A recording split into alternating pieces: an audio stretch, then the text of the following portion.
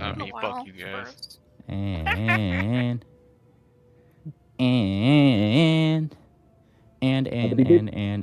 the button has been pushed. Everybody say hi. Hello. everybody. Welcome back to mlptg, the Bannermanes, episode 232, Galaxy Brain. But what will happen today, that is for me to know and you to find out. As for what happened last time, I believe, Kicker, you said you wanted to do it? I suppose I could. Wasn't a whole lot of Oh, you're a little far from your mic. Yep. Yeah, Jim. Can you hear me now? Yes. All right. As I remember, it started off with a very long-winded spiel from Macro, who had a lot of big ideas to talk about. And then through quite a lengthy ordeal of invisibility and drones and Moonplanter very narrowly not dying by sheer quantum 0.7. We put her in a jar. The jar. A jar. A jar. I have an extra mythic point from last time. Yes, and of course, this was after also destroying a different Omni word is popping into my head. It was Omnipath. It was destroying the Omnipath, which apparently lodged its little core into Vexa before you captured her. Yeah. Are there any other details? I don't think so. After all this happened, the walls started to fade away. It turned out you were in some sort of simulation holodeck for this whole fight. It was definitely giving Vexa the home field advantage. And then you proceeded up the tower to meet the architect himself. Nice. He offered you some coffee. Said that things would be discussed when it was ready. Indeed. Put on screen for viewers' sake and for yours as well, in case you need it. BCS was the Omnipath that has been defeated. And Vexavon Macro, just for the visual sake. We all know her. We love her. What's the Omnipath? I'm sorry. It is her creation, the thing that was making all the nanites. Oh, okay. Yep. But it has been defeated. Oh, it was her. No wonder she was... Yeah, exactly. No wonder. Yep, she was somewhat responsible for this whole thing, and was, trying to take you guys out at the top of the tower, and apparently take the place of the architect currently. Clearly that didn't work out, however, as we bring ourselves to the top floor, wherein, of all people, unmistakably, though, I could read the very last little thing that I had here in No Man's Land, just for the sake of it. Uninspired box text, that's the one. This would be this one. Examining his details, one thing is clear. Though he wears a metal face, though his voice seems slightly different than what you know of him from his logs, this is, without a doubt, Crucible himself. Whoa. Yeah. The guy. That's him. It's the man. It's a stallion. All right. And that's where we are going to begin. That's where we're going to end session today. Yep, that's it. Okay, goodbye. Bye, everybody. Bye.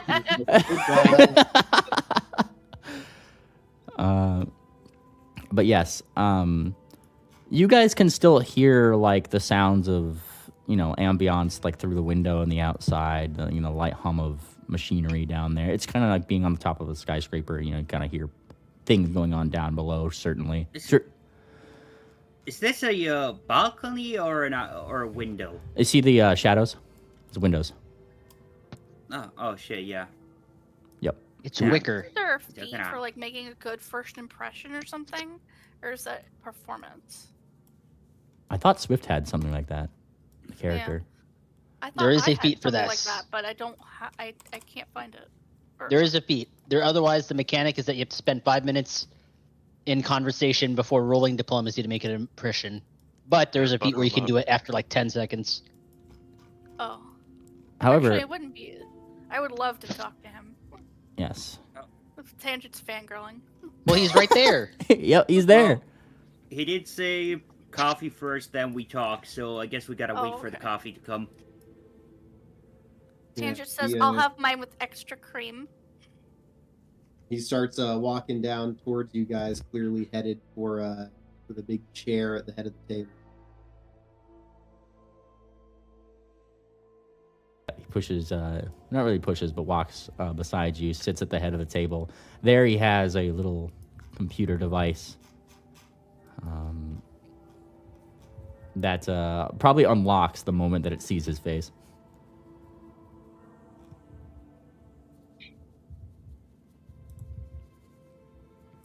Balcony Blitz looks left and right. Wow, everyone's just so dumbstruck right now.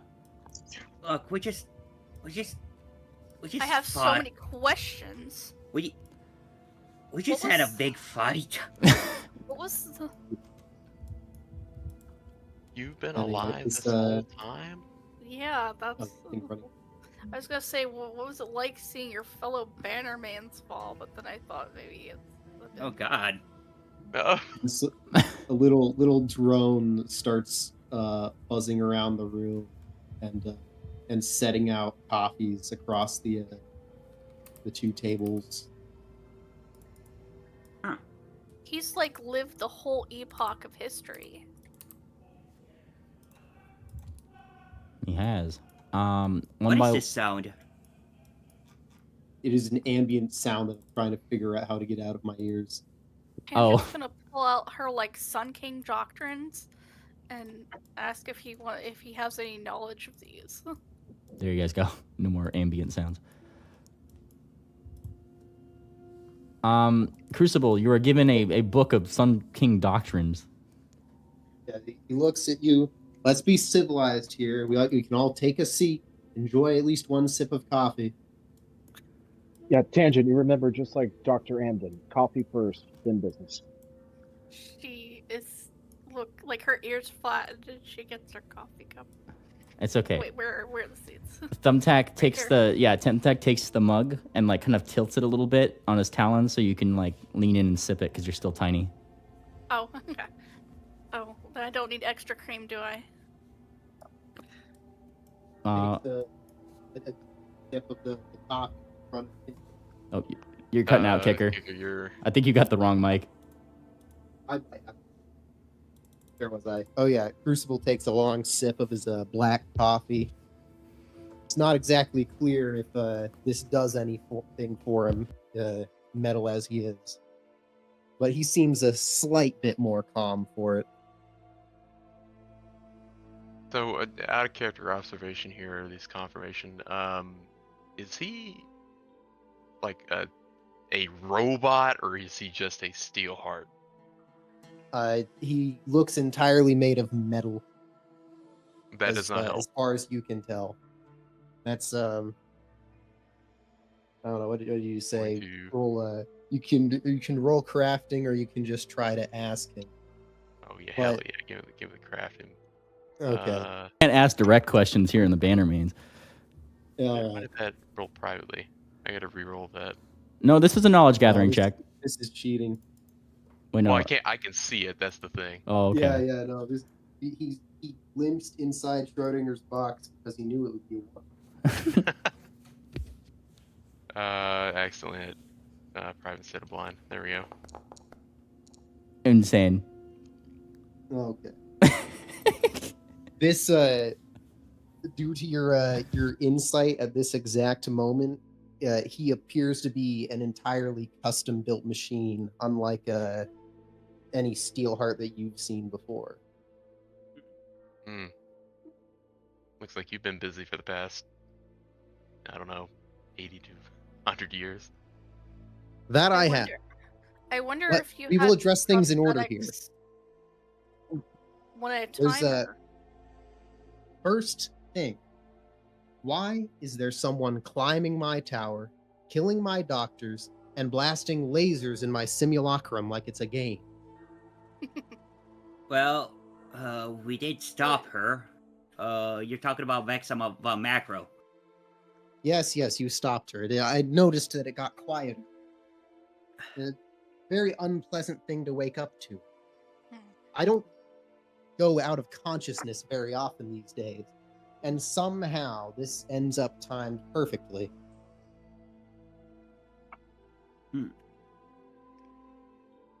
So, to reiterate, why are they here? Who, Vexa or us? Yes, them, the one blowing up my tower. Well, she wanted to take your spot as the architect. That was her honestly big don't plan. know. Ah, It seems They're getting ill-conceived bold from every now. angle, but Yeah. as for why definitely heard we're of, here, we just kind of aspirational scientists. We'll we get to just- that. Yeah, hold on. You guys are talking at the same time. Let Kicker say his thing really quick. There's certainly been aspirational scientists in the past, but none of them have taken such a direct route. I'll have to install other safeguards, it seems. All right. We've established that. Next, what's in this for you? No one goes to lengths like these for nothing. We want to cure her. We want to get the hell out of this place. Ah, Also, she Yes, I held a did bunch of notice kids at that. gunpoint. Don't forget that There- part. there would be no reason for you guys to have air filtration in here. It's pure enough. Kind of the Well problem. then, We need to get out of No Man's Land. That's the main issue. that's the main issue. That's a problem I've devised about 2 solutions to, only one of which worked. And you're looking at the functional version. But we may have a third solution Oh. for you. the solution to what? Sorry. The The solution to the disease of this Psychosis. land. Oh, I solved I- it for myself by constructing this body. well, what if we had a third solution for you? Something that maybe you yourself couldn't think of. No offense. I would be impressed. Tech will pull out the file of the Tefnut's like fountain liquid.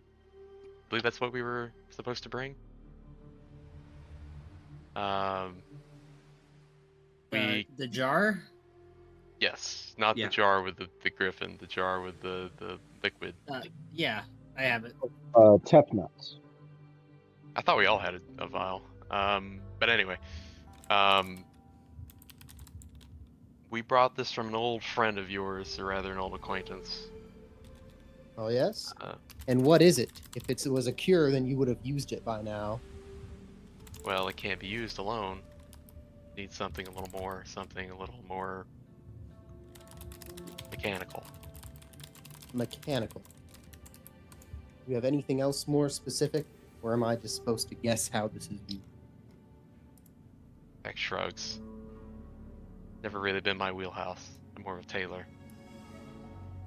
You said an old friend. Clementa.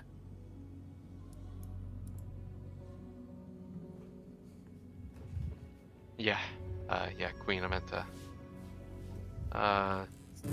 so is the problem the distribution of it, or something else? The No, problem no, that he you was may have having- part of the solution. Set on Although the this is not as much of a third option So- as perhaps a part to the first one. You see, Crucible, Queen Amenta's Tidehawk, Tefnut, he's able to heal No Man's Land. But he made his instructions very clear. In order to do so, there has to be a combination of your technology and druidic magic. There is a chance. When I tried to develop a cure for this, I ran into a wall. a requirement for an impossibly pure substance, something that doesn't exist mathematically. This might fit that. Are you Maybe guys it's gotta fit are you- mathematically. are you guys sliding the jar over to Crucible to take a look at? I Guess will. so. All right, Crucible. The jar is slid your way. On the outside, it is inscribed with a number of things. Most notably, the two symbols. One on the front of it, which is Queen Amenta's Amenta that she has on her crown, and on the back, Tefnut symbol, which is the symbol of, get this, Tefnut. It's mythology. We love that thing here. But they do have that on the jar, as well as other hieroglyphs that seem to read as, some sort of story. The giving of water to a place in an oasis. Can I roll a knowledge nature on that, please? You can. Go for it. Blind if you can. Yeah, I got the one, yeah. I'd like to join Tangent in that. Yep.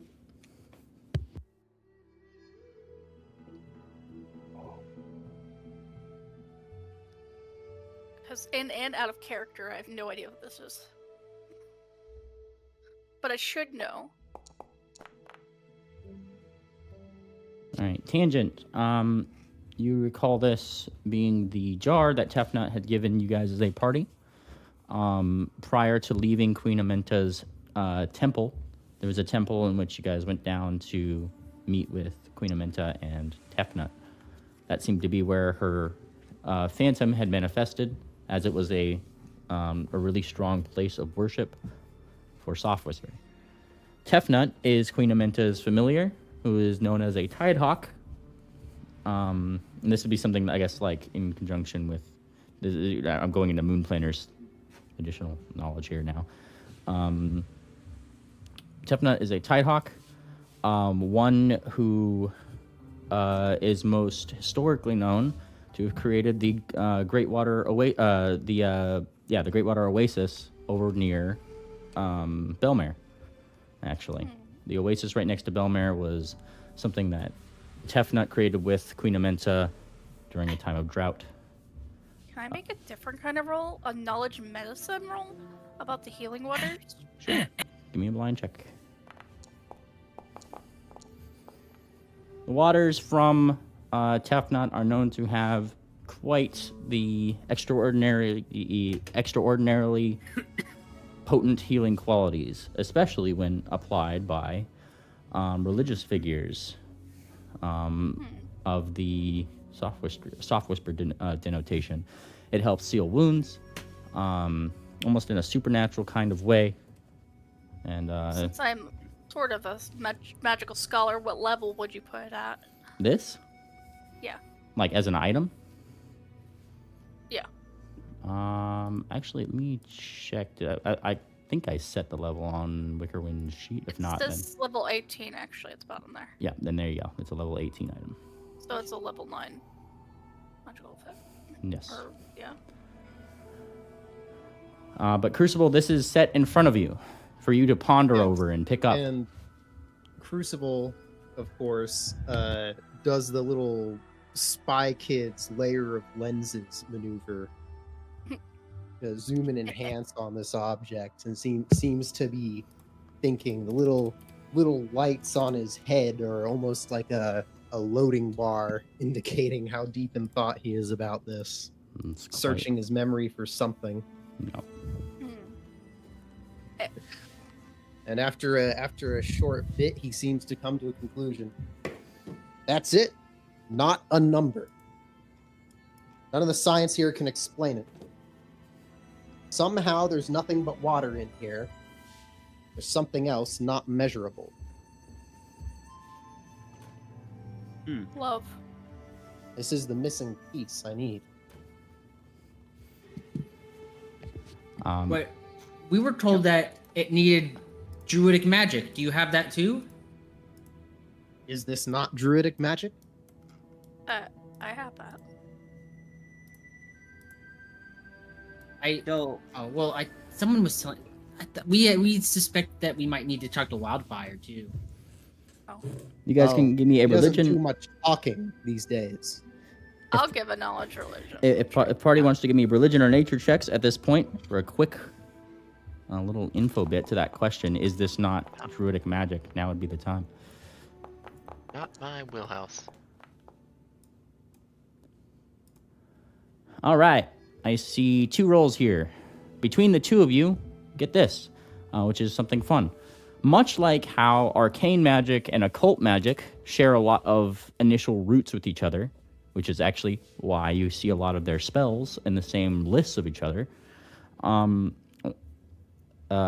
magic and divine magic also share a lot of the same roots.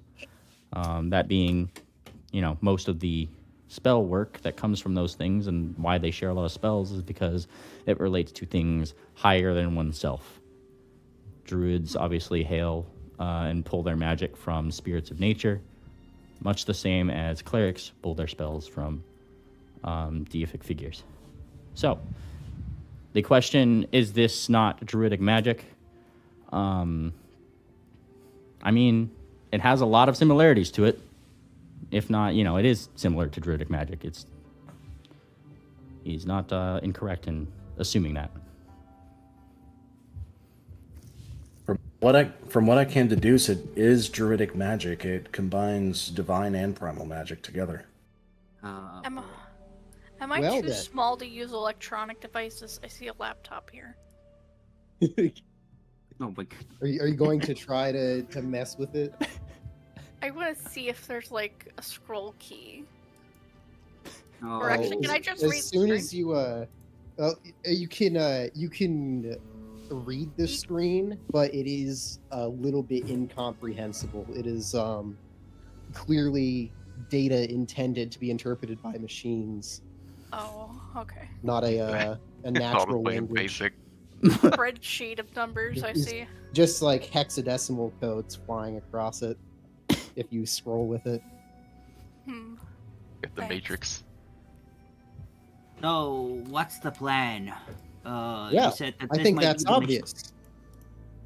You guys have the solution right here. I'll go dust off all my Plan A materials, get the machines back running. We'll use your magical little substance, get you cured, and you guys can be on your merry way. Then I can get back to what I do. Andrew says, I don't know, it feels too easy. It can't be that simple. Yeah, I feel the same as Tangent. And what does I it don't- do? I don't say this loud enough for him to hear. Does he know about the thing? Sir, by the way, what do you know about the sea engine, if I may ask? We may have a little bit Everything. of a problem with that thing. Yeah. So there it is. You do have other reasons for being here. Yeah, it's about to get Well. reactivated. Reactivated. Uh, Yeah, your version 2. The original. No. we don't. Little Version science 2. experiment. Hang on, We hang on. don't It's know not about active version yet. Hang on. I don't think you guys know about version 2 being Yeah, we don't activated know here. about Actually, version. I- two. I'm showing you a thing. y'all talking about? Where is Yeah. this? I was thinking that while I was going through this. I just kind of went with it because Anon said it. I was like, he probably knows. I was kind of going with it because It's I about- was searching my brain We- for like when did the parties ever send off? We that know information? it's about get reactivated because the box told us. Remember? The box But just sent a back when message. that and just said, communique was For sent two- off, you guys still assumed that it was the C Engine 1. Well, yeah. We still assumed it was the sea engine one. I never said anything about the second one. I just said it's about Okay, to get then that's my reactivated. bad. Well, yeah, but That's we my did bad. just Yeah. bring up the second one. The box told us. Yeah, that's my bad. Ignore that I said that. So we're going off script here. So back to the original one, the reaction reactivated. We took that entire thing apart. I don't know. A machine down there said it was being activated. Well, that shouldn't be the case. Hmm. Anyways, there's no need for the C engine. I've made a much better one. You what? I improved on it. That's how design works. What about What about your promise to Wildfire? You said you would never use it again. I'm pretty sure that I did. I took it apart, and I never did use it again. Should be scattered throughout the city outskirts in pieces. But you made a better one. Ah. Yes. Entirely separate. Oh boy. And it's where exactly? Have you ever seen my city, Goldenport? Been there? We've got friends there currently. Well, I imagine they're having a good time. One of the safest places. That's not what they say. We haven't heard No? of them in a while. Mm-hmm. Yeah, they've kind of gone excommunicado once. I don't know. I think they went underground. They're underground and you guys are in the dome. Neither one of you, like both of you guys, Yeah. have things that block you from sending things out. Yeah, We I were don't think outside that of you the would dome. be able to Gas reach here. them from here anyway. No, ever since we've entered No Man's Land, we haven't been able to because of either dust. Wait a second. No, there is a way to contact Goldenport from here. Some message got received to this city from Goldenport just a few weeks ago. Oh yes, believe me, that was on my list of things to address. I was hoping you, as outsiders, might know something. Well, we do know that the four horrors have reawakened. Morlog, the sword, and Hanua Wela. They're back. Ah, and now evidently you're took seeing them some time, didn't it? I'm sorry, Crucible, No. say again? Took them some time, didn't it? Yes, and they've already dealt a good deal of destruction. Oh yes? Well, Hanua Wela does not have its hammer, but it did manage to explode and set off a massive tidal wave that nearly took out the coastline. And it took off out of Criminal. Ah, well, where are the others? Morlog appears to be split up into multiple different bodies, like consciousness or split souls. We've encountered 3 thus far. Interesting. And as for the sword, it is currently in possession of a mating pair of dragons that we trust, friends of the Bannermanes. I see. Taken care of for the moment, then. At least hidden away. Well, I also don't believe that you came here seeking my help with these problems. I don't believe that you knew I was here. We did. Correct. There's a lot of reasons why we're here, but yeah, fighting the cure was the first one. The plan was to kind of sneak in here and beg the scientists to help us out. In retrospect, it sounds really stupid, but That is Beg. indeed I don't know about beg. ridiculous. You should not have Well- expected anything from the scientists. well, there was also the fact that some kids got kidnapped and brought into the city, and also we had a guy that we needed to investigate that came here. There's a lot of other factors involved. Yeah, your dickhead scientist abducted our friends. Hey, one headache after another. Dickhead scientists. Still, Vexa, we got her. After all Don't worry these about it. years, wanting absolutely nothing to do with the outside world, one of them decides to start abducting the denizens of outside. Undoubtedly to use us, I think. Incredible.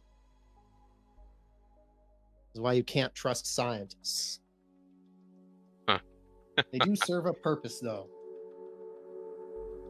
They've gotten me great advancements, but they're not engineers. They don't design, they don't build, they just theorize. Certainly not HR reps either. Are you aware of the extent Vexa von Macro has gone to obtain power here in Uninspired? I'm aware that she is a very thoroughly published and accomplished scientist at a relatively young age for the amount of work she has under her name. And now There's still she's a in lot jar. of But nothing to this scale before. She's always been, one to have their name on everything, but it didn't cause trouble until now.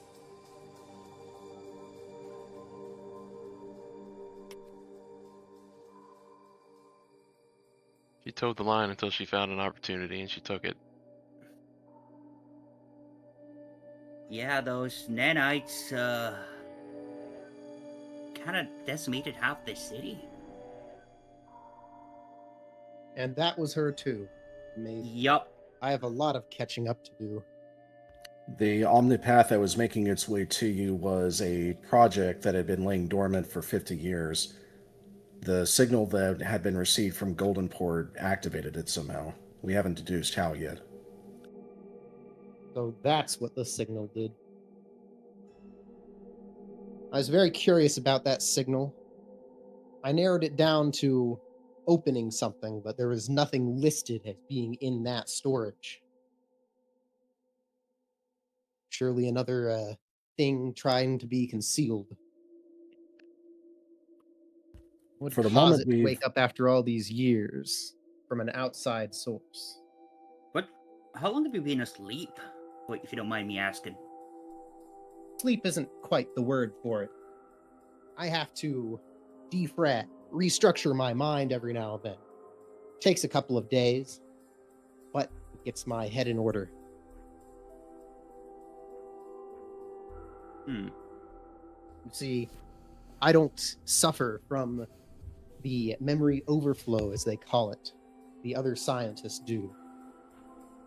My brain is extra-dimensional.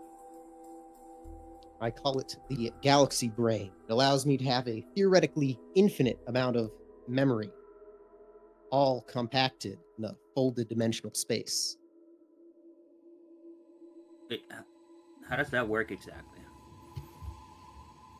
Quite simple.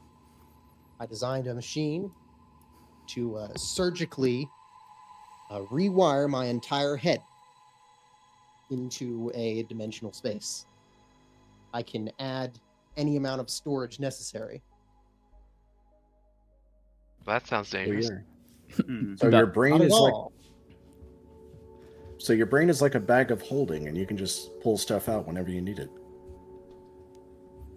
Perhaps a crude analogy, but it does work. I'm in the business of knowing everything these days. Balcony Blitz takes out a little sheet of paper and he starts like rapidly scribbling on it. And he tries to draw the likeness of Crucible as best he can really fast, but like with a kind of like huge head. Like this, Moon Planner, look! Yeah, and like he holds it up. Look, right here, Galaxy Brain. Huge. You just threw Dr. Hearn's gem. Don't be disrespectful. I'm not. Look, it's cool, right? And he like gives it to you, Wickerwind. It's not the best drawing. Like you could do a lot better than this, Wickerwind. But he's like looking at it like, what's disrespectful about my drawing? He's got the right idea. I've seen Ernst's research, a disgustingly crude biological solution. Crucible, do you still exist? Are you still Crucible, or have you evolved into what you are now?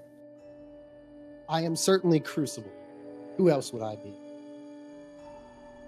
Well, like in my own situation, I used to be one of your other compatriots. Is that so? Used to be? No, Well, I'm a lot smaller now. I think I can see it. Yes. That checks out. Peck shrugs. You guys can see the gears like going behind fucking Crucible's head as he like looks over Peck. And yet somehow that's also not the prime reason you're here. It isn't. Well, to get to the point, Crucible, we were originally intending to travel to Druidheim as I had received an invitation to travel there.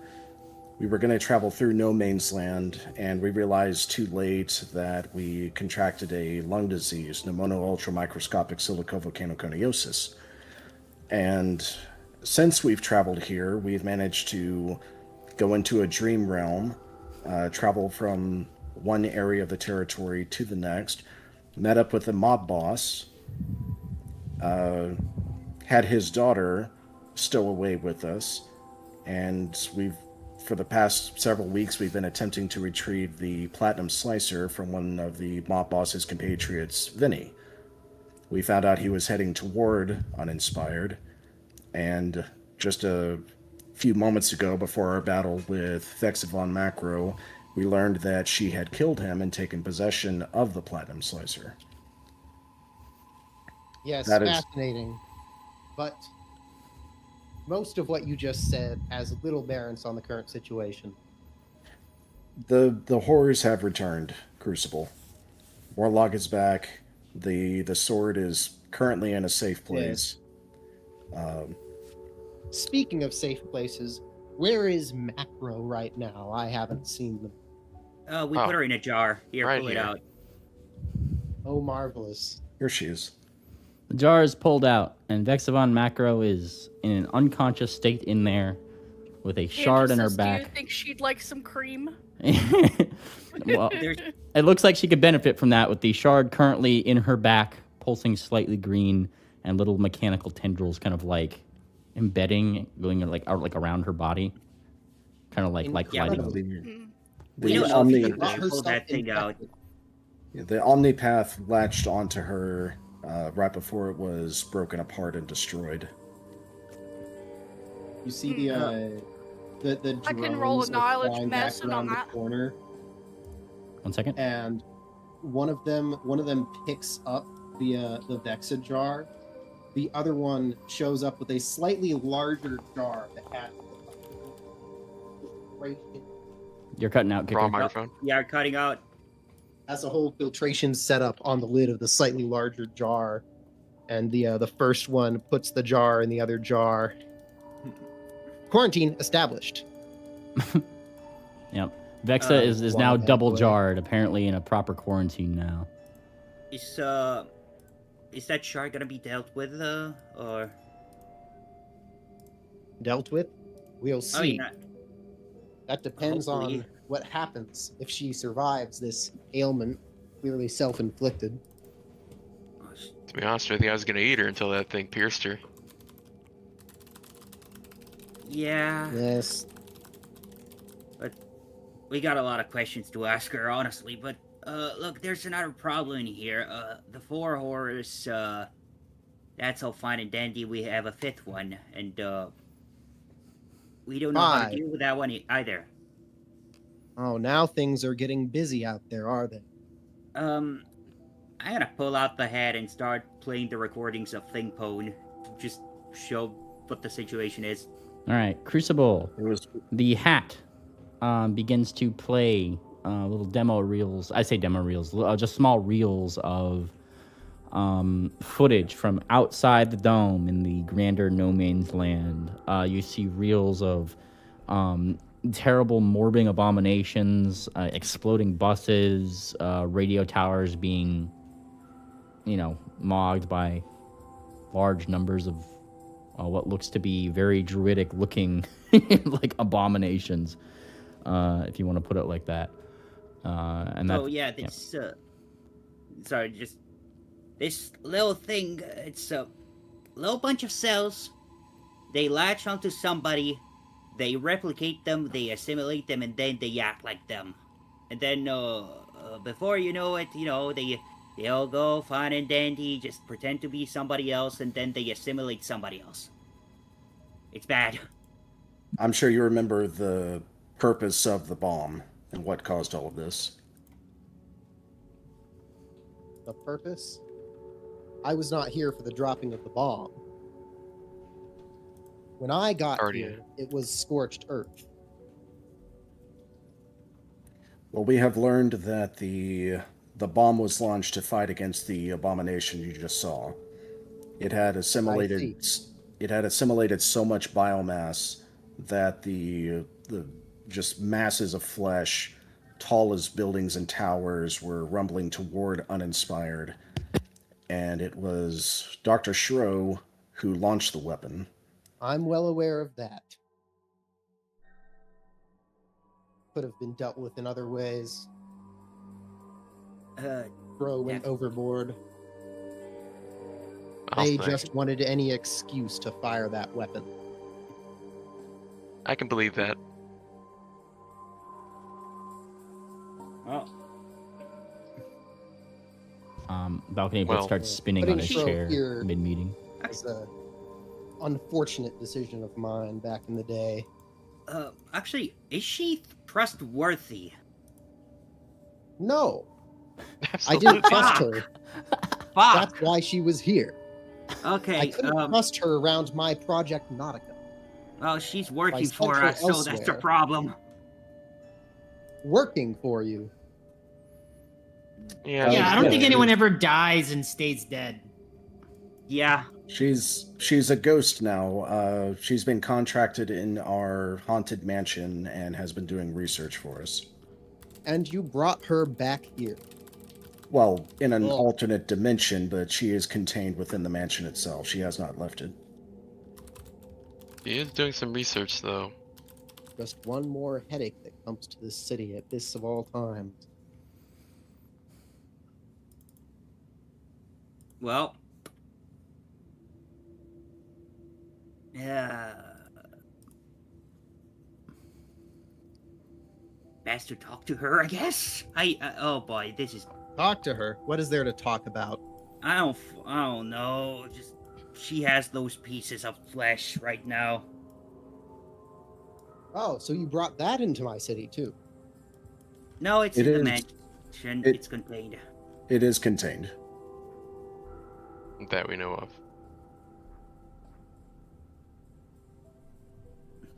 Look, all that aside, are you willing and able to help us if the time comes that we have to fight any of these things?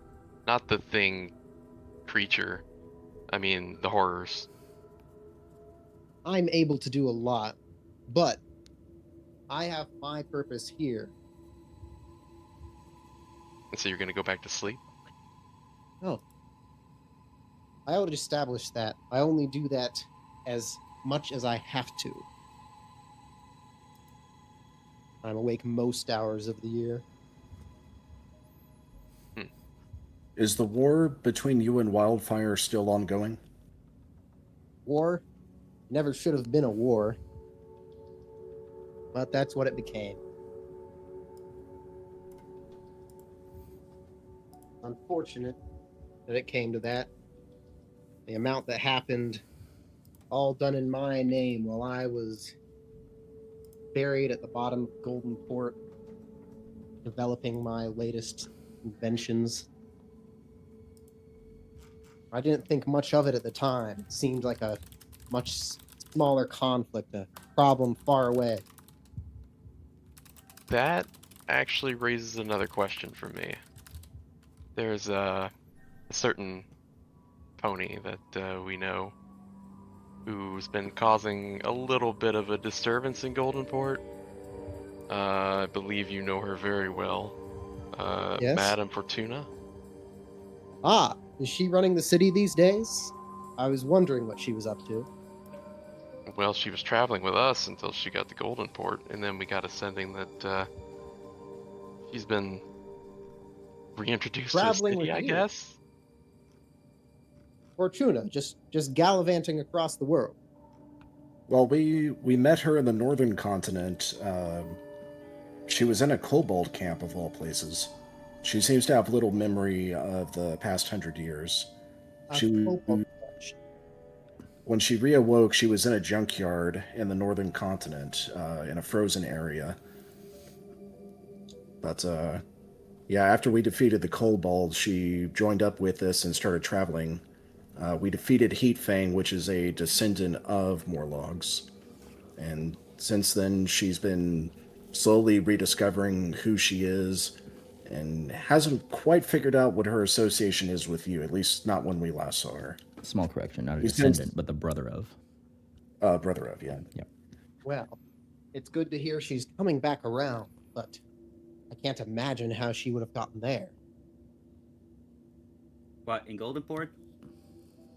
In the scrap heap. Oh. Yeah. It was. Fortuna should be running the city, or at least the company, not in a scrap heap.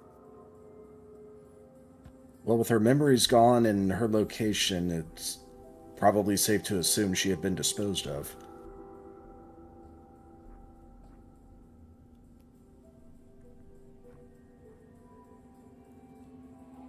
Disposed of. She was in a Just junk not- heap and her memories were gone. Enjoys the sound of those words. No, what was that, Kicker? Does not look like he enjoys the sound of that word. It was a little too impersonal, Moon Planner. I think Fortuna you was took one of my offense. best employees. No, my very best employee. A Oh, well, person, we- not something to be disposed of. Well, we certainly have not disposed of her, sir. She is still very much a Bannermane, and she was a good friend and a great ally. Bannerman, you say? Yes, sir. Moon Planner will pull Ah. out his badge. I'm from Oh, the you Bleakburn. all are then. Indeed. Oh yeah. I was- How's the little club doing these days? How many you got? Many chapters. I'm from the Sacred Schemes in Bleakburn, one of the primary chapters. We also have newer chapters from Snipstone. Moon Planner will reference to the two deer at the table. They do a secret handshake, Oh, I'm sure. I see. And Bannermanes have been enterprising. and our other Thestral, Sarsaparilla Surprise, she is from Wati. She's not. Sarsaparilla Surprise is not from. What are you talking She's from about? White. Not Wati. The gambling Dakalai. place, sorry. Dakalai. His capital of Estion. Yeah. Well, she's originally from Whitewater. True. Is this true? Yeah. And though we don't have an official badge for her, Bellhop has also recently joined. I just, I got picked up after I got fired by the hotel I was working on. Yeah. Quite the resume. Worldwide, you say. How big are these chapters? The Sacred Schemes number, mainly, would you say 20 to 30 is a fair number? Sacred Schemes would probably be about 20 to 30, yeah. We have approximately 20 to 30 members in Bleakburn, sir. And then Balcony Blitz coming in from the left on he's some random fucking factoid that he knows. Ooh, and I know that the big walled city thing is like a whole army. Yeah.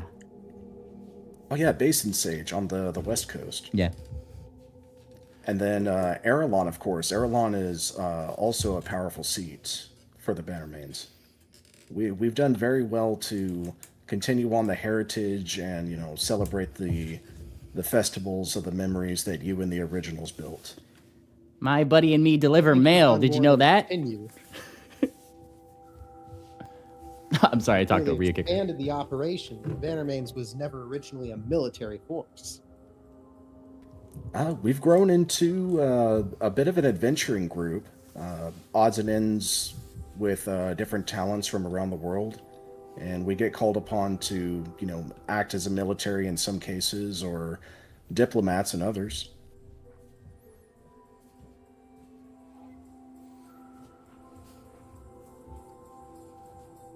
Well, thank you. This has been a wonderful glimpse into the outside. I've not bothered to venture beyond this wasteland. Oh, well, sir, if you're interested in what's been going on the outside, and Moon Planner will eagerly pull out all of his notes. I've been keeping track of my notes for the past 2 years since I've been a Bannermane. And he'll start I have really little under- time for the past 2 years. Oh, Back face palms. he'll slowly roll it back up. The only time I have is now. Yes, sir. Don't worry, Moon Planner. Maybe we can digitize it and just put it in his computer for his uploads or something. Yeah, maybe. Well, sir, to the moment here and now, you did sound remorseful, even briefly, when I mentioned the war with Wildfire. Do you think it possible, sir, that you would be willing to put an end to this once and for all between the two of you?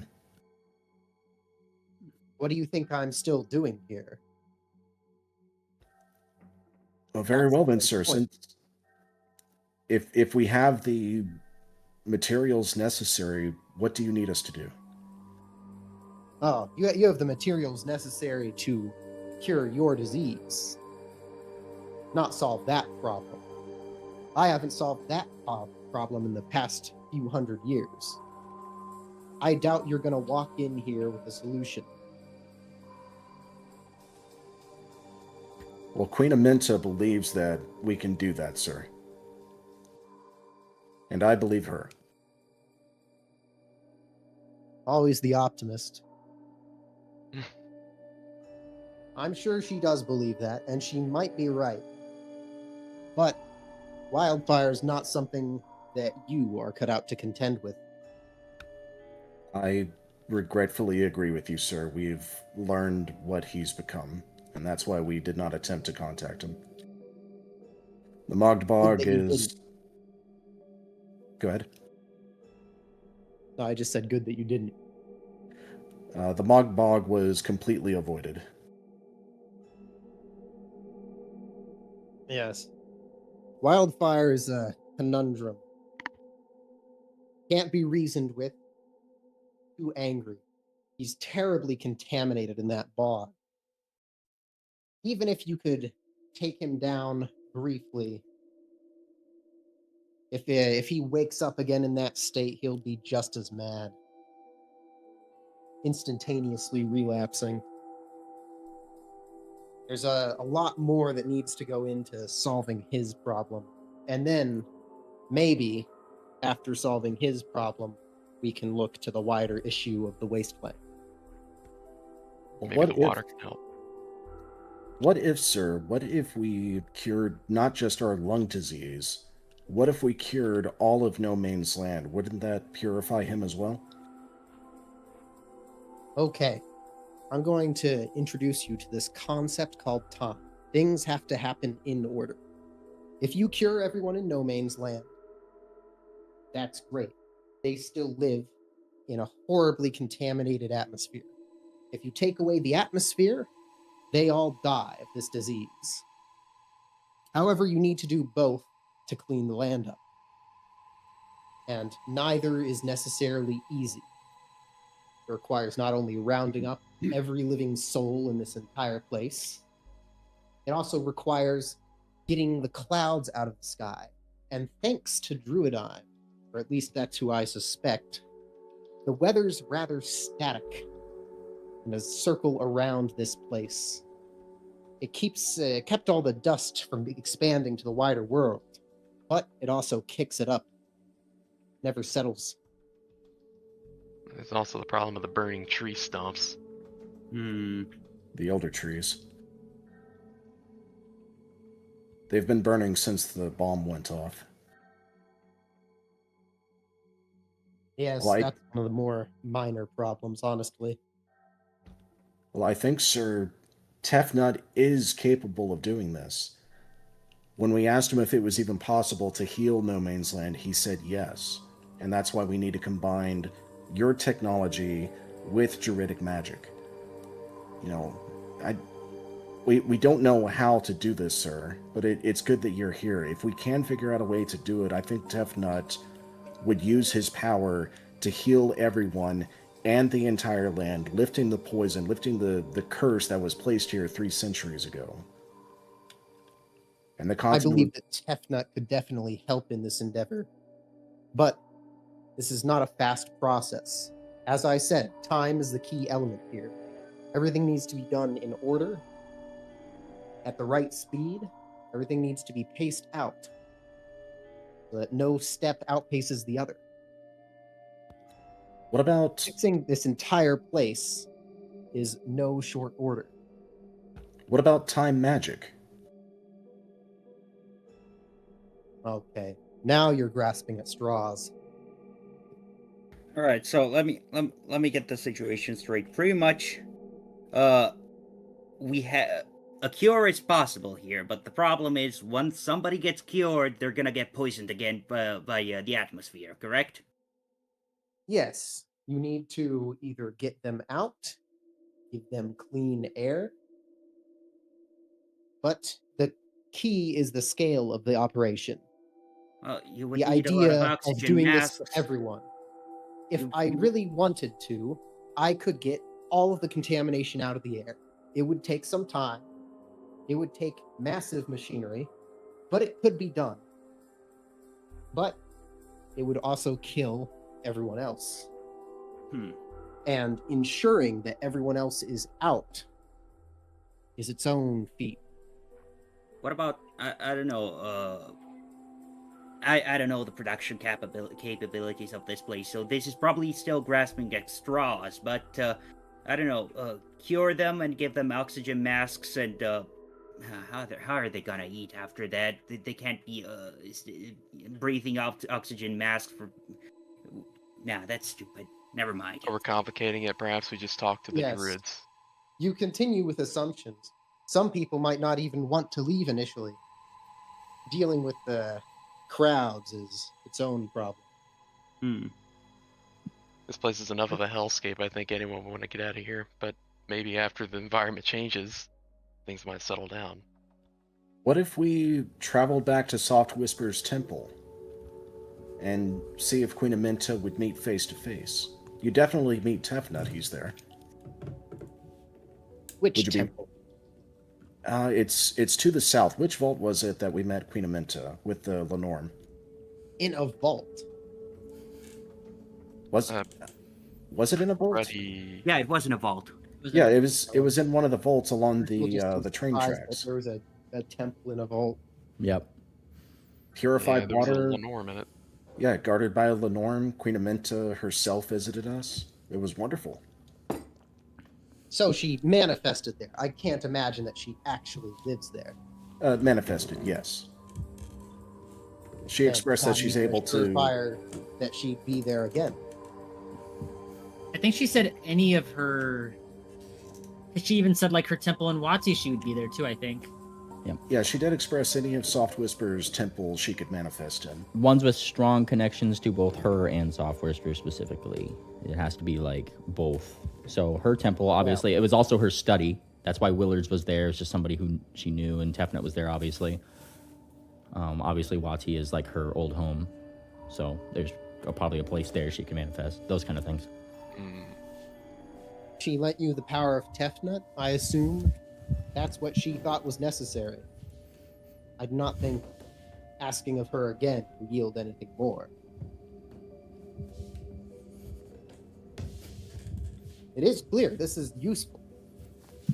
This will bring progress forward significantly, because it's not something that we have the means to create in this city. Then As where do we imaginative travel? as they like to believe themselves, the scientists have become more and more narrow-minded. They don't even believe in magic anymore. Magic is what powered most of the technology, and still does in a lot of places. But they've distilled it down. They explain it in their own ways. Respectfully, it is still magic, just relabeled. Exactly. But they don't see it that way. All the scientists in this city exist for one purpose: to further research that I may use it for my engineering. I will stay here until I can get my business finished. As far as recovering Wildfire.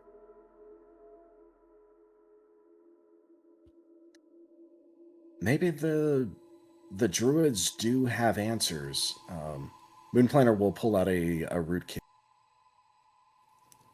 We discovered this root kit and were able to enter into one of the druidic grottos with it. There may be answers there if we could find more. If there was answers in some old world base, don't you think they would have been recovered by now? Honestly, sir, Those things are ancient. I don't believe so. With the war coming to the culmination as it was, it certainly seems the druids were hell-bent, so to speak, to keep their secrets and protect the trees. And ultimately it was all destroyed. If there are answers, they would have been hidden away for centuries by now. Yes. This city has stood for centuries. And it is entirely closed off now because we believe there's nothing left out there that can help us. And thus far, Oh. we've been correct. With, of course, your little exception on the table here. Well, Well, you're if- the one with the galaxy brain, Crucible. What do you propose we do? What do I propose you do? Well, it seems that you have bigger problems in the land beyond here, and you should get back to those and let me deal with mine.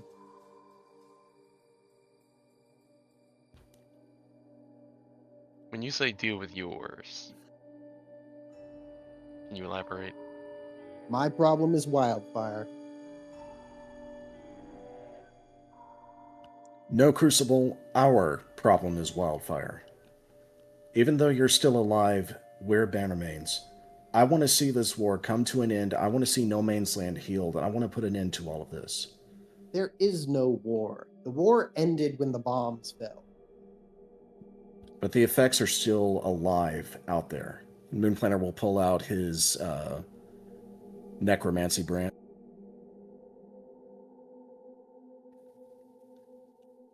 These Yes, the trees still land is exist. still ruined.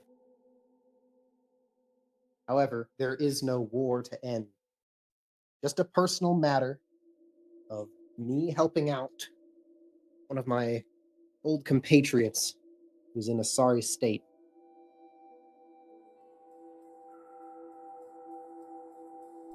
In what way would you say? Is he in a sorry state? He's not himself. He's too mad to think. Become somewhat of a monster, you might say. As in, he no longer has the faculties to speak? No. Or When is they it perhaps a destroyed matter the of... world trees and burned the whole land, it drove him mad.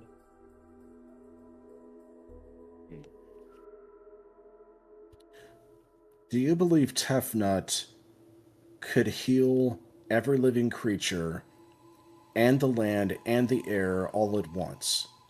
No. And why not? I know Tefna is potent, but they're not everywhere at once.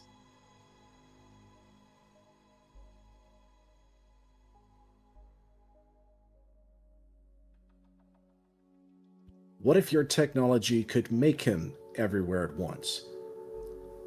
You described your own mind as multi-dimensional, interdimensional. What if that's the key? What if your technology could be used to boost Tefnut's power? Perhaps. It would take some time, but one thing, a first step, if you will, Tefnut could help us build up a reservoir. We will need a lot of this water in order to cure that much of the land. So I suppose that will be the first step. If Tefnut were to come here, would filling up the crater be a good start? Would certainly be enough water. I'd have to look into the structural implications of that, but he actually leans back for a second, a little blinking. All right, I looked into it. The city will be fine. Oh, Oh, talk about Galaxy Damn. Braid. Wow. Uploading new parameters. Yes, we could use the crater to begin a reservoir.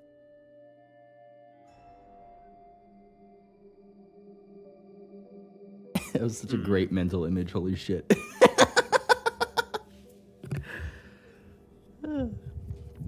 Okay, Well, so that's we one step. have the first step on our goal. We would definitely need to reach out to Tefnut. Wait. Okay, this is a long shot. This is a really stupid idea, but can we do sending on him, or does it work differently for those kind of creatures? I don't think you can do sending cross-dimensional, and I don't think they were in the same dimension as us. Shit. I mean, Wait, did Shit. we ever do a sending to people in the mansion? I think all of our sending and messaging is blocked by the atmosphere, but the atmosphere is clean in here, so we might be able to. If the atmosphere is clean in here, but then he has to go through the non-clean atmosphere, so back to square one. Well, the problem is that you guys cannot send things outside of the dome. You guys have been blocked about doing that since you've been in here. Outside of the dome, you've been able to do sendings. You've just been having to do dice rolls for them because of the atmosphere outside. So now you're blocked by the dome, which specifically blocks that, and the atmosphere outside, which still has, aether dust block and everything. Yeah. So you got kind of like a double layer of fuck you for sending. GM. Evidently, you have a part of the Tefnut here. Could it not be some conduit to them, in a way? Thank you, Crucible, for announcing my idea that I independently came up with. But yeah, two brilliant minds came up with the same idea. It must be a good one. Oh, yes, I'm sure. I'm sure it was at the Just same looking. time. I had another gold star. I legit had nature check opened up. I was just waiting to get the GM's attention. Yeah, what was the revelation? Is it possible to use Tefnut's water as a link directly to him to send the messaging to? I was going to roll knowledge nature for that to see if we could. Give me nature things. All right, so you think about it for a little bit. And as you think about it, your eyes may drift to tangent, and your thoughts only come to one thing. You need a bowl at this point in time. Tangent. Oh. We need you. Specifically your bowl. Please. Your expertise. She opens her pack and rifles through. It's totally not analogous to me. Open my inventory to see if I have a bowl. Of course you have a bowl, Tangent. You're Tangent. You pull out a bowl. And though as tiny as you are, if you were to hand this bowl off to anybody else, it would become normal size again to what your previous size was for narrative purposes. Like a tea kettle, so I guess it's not too crazy that I'd have a bowl. Yeah. There's a bowl. And you have one. Your intuition further tells you, Moon Planner, it is probably a good idea to pour some of that water in this bowl.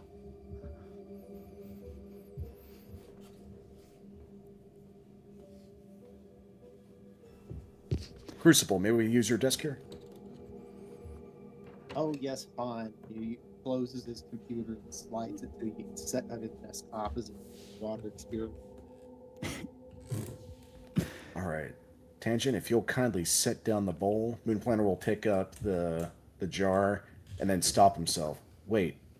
Wicker, you were trusted with this. You should pour the water. Yeah, I should pour the water. Thank you. I will definitely do that. I will move on over to the table and hold the jar as I carefully tilt it over and say the word.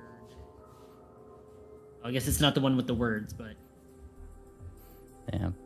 You just tip it over, and the purest, clearest water, as you had seen it before, pours out into the bowl.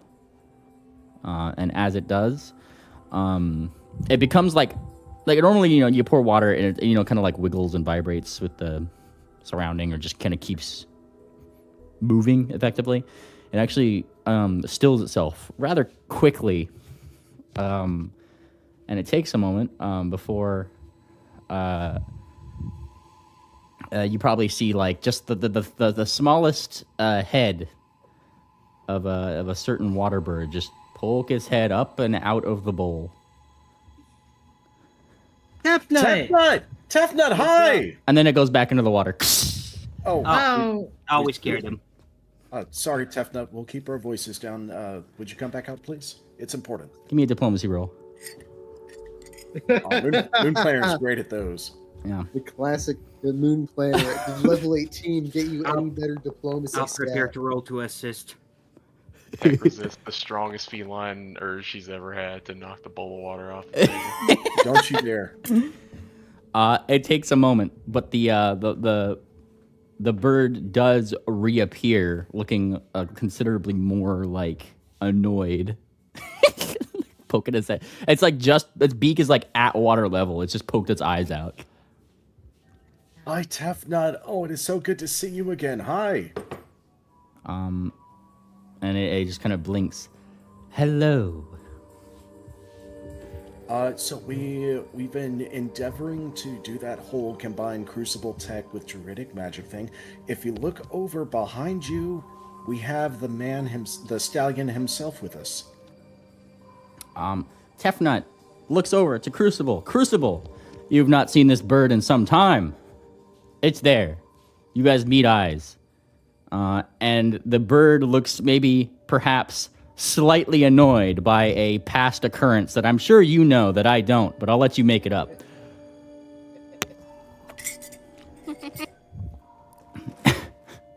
I think you stumped him. Yeah. Yeah. He's giving you the you know what you did look. Yeah. Back with the. Oh, hold on, you're cutting out a little bit. Get a little closer. Oh no.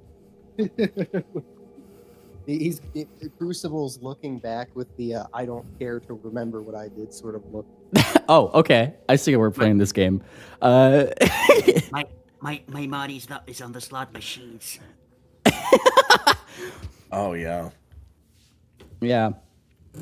And Tefnut, it takes a moment for them to respond. You never did give Queen Amenta her cut of those slot machine profits. Oh, we're still on about that. Of course we are. You Well, let Fortuna that take was- them all and bank them in your Golden Port company. Well, that was an entirely different era. It hardly seems that it would matter at this time. I doubt there's any of those slot machines left.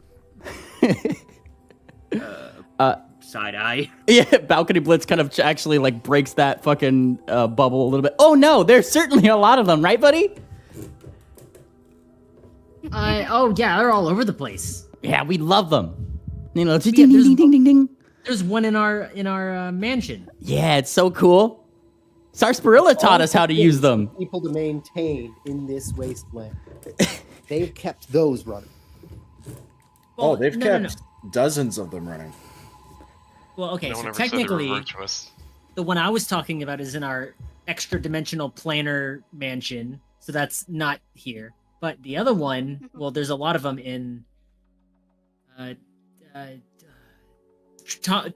Tumble Toes. Yeah.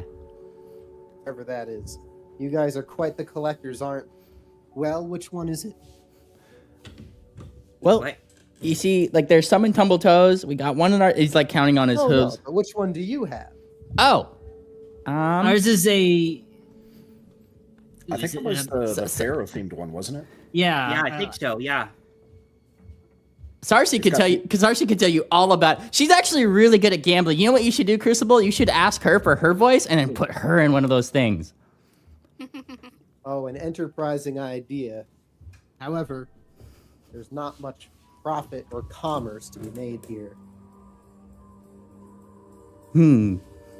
You don't really You look might like have noticed. e-commerce anyway. There's no real currency and uninspired. That could change. Through all this, Tefnut has just been looking back and forth at people talking about slot machines and clears their throat as if reminding everybody that they're still there. Yeah, right. You're getting off topic here. Hey, you brought it up. Okay. Tefnut. Crucible has expressed a desire to make things right, to put an end to all of this, but what he lacks are resources and time.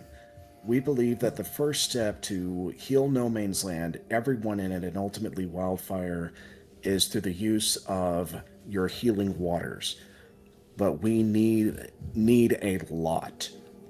Would you be willing to... Yes. Oh, thank you. That's why she gave it to us. He's got a point. Well- And she, like, a wing comes out of the water and gestures to, like, Wickerwind. Of course.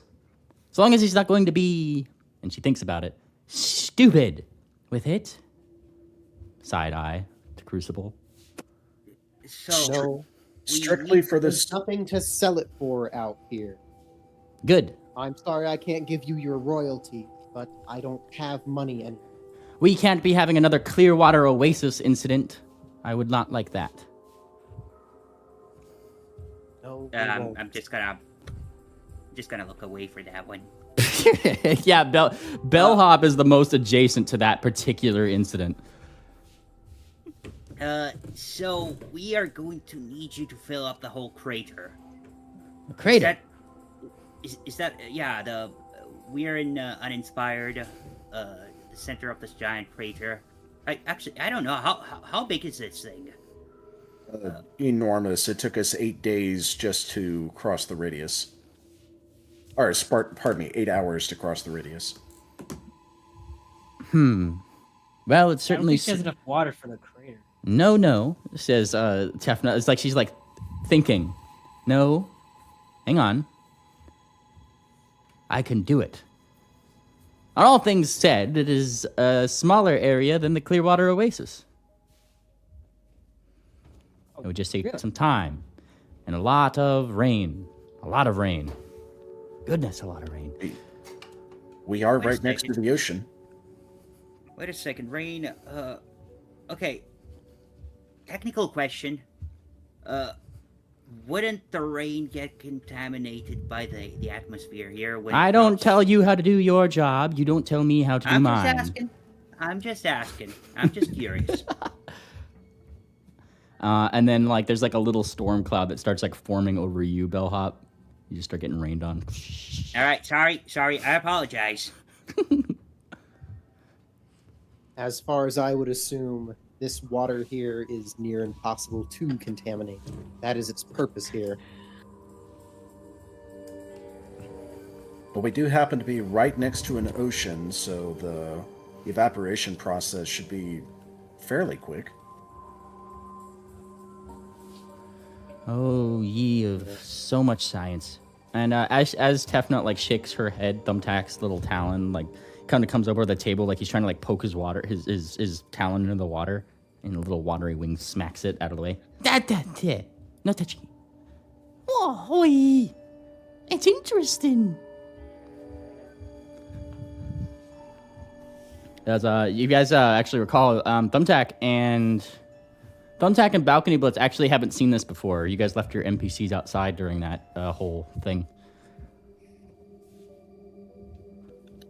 Oh, wait. No, Balcony, you were there for Queen Amenta, weren't you? What were you going on about a second ago, oh man of science? Oh, it was just like they were talking about evaporation and stuff, and the Tefnet was just rolling their eyes at the notion of science being applied to their magical mystical waters. Oh, being how it raised. Yeah. Well, I mean, I figured that's how she was going to do it. She's going to evaporate the sea water and then cause it to rain and then purify it somehow. Simple mortal minds with simple ideas. Indeed. But at the end of the day, it can be done. Oh, meanwhile, you're cutting out. Oh, my bad. No, at the end of the day, it can be done. Oh boy, they're getting tough nut. Uh-oh. Something it can be done. It can be done. No. It can. Not with Oh that no, the water connection. The auto tuner, it's going crazy. Help me! I am under the water. Help. It's getting worse. This is so terrible. Hold on, I got an idea. I got the best idea. Hold on, give me un segundo. I'm gonna do U.S. East. All right, how's that? Much better. You're back. Yup, that works. All right, I think it had me in Texas because Kicker joined the call first, so I brought it back to Florida. Way to go, Kicker. What was the question again? You were saying it can be done, and that's when you started breaking up. We were barely able to make it out. But yes, it can be done, and I can do it. It is honestly not the biggest oasis I will have had to make. How long it'll take is a different question entirely, but I've got all the time in the world, she says. And, like, the rest of her form appears in the bowl, but, like, smaller. Like, she's still like her little water bird form. But, across the surface of the bowl, it's like she's kicking up little clouds and making a little micro environment along the surface of the water. And flying over it, making it rain in the bowl. It's kind of interesting. Looks really cool. Oh, record. It's always recording. Don't worry. This is so cool. It's like we're getting the gang back together. I've looked up to these ponies for so long. Ah, that's Gang cute. back together. I don't know about that. It does seem a mite Otherwise, far-fetched. there are two of them.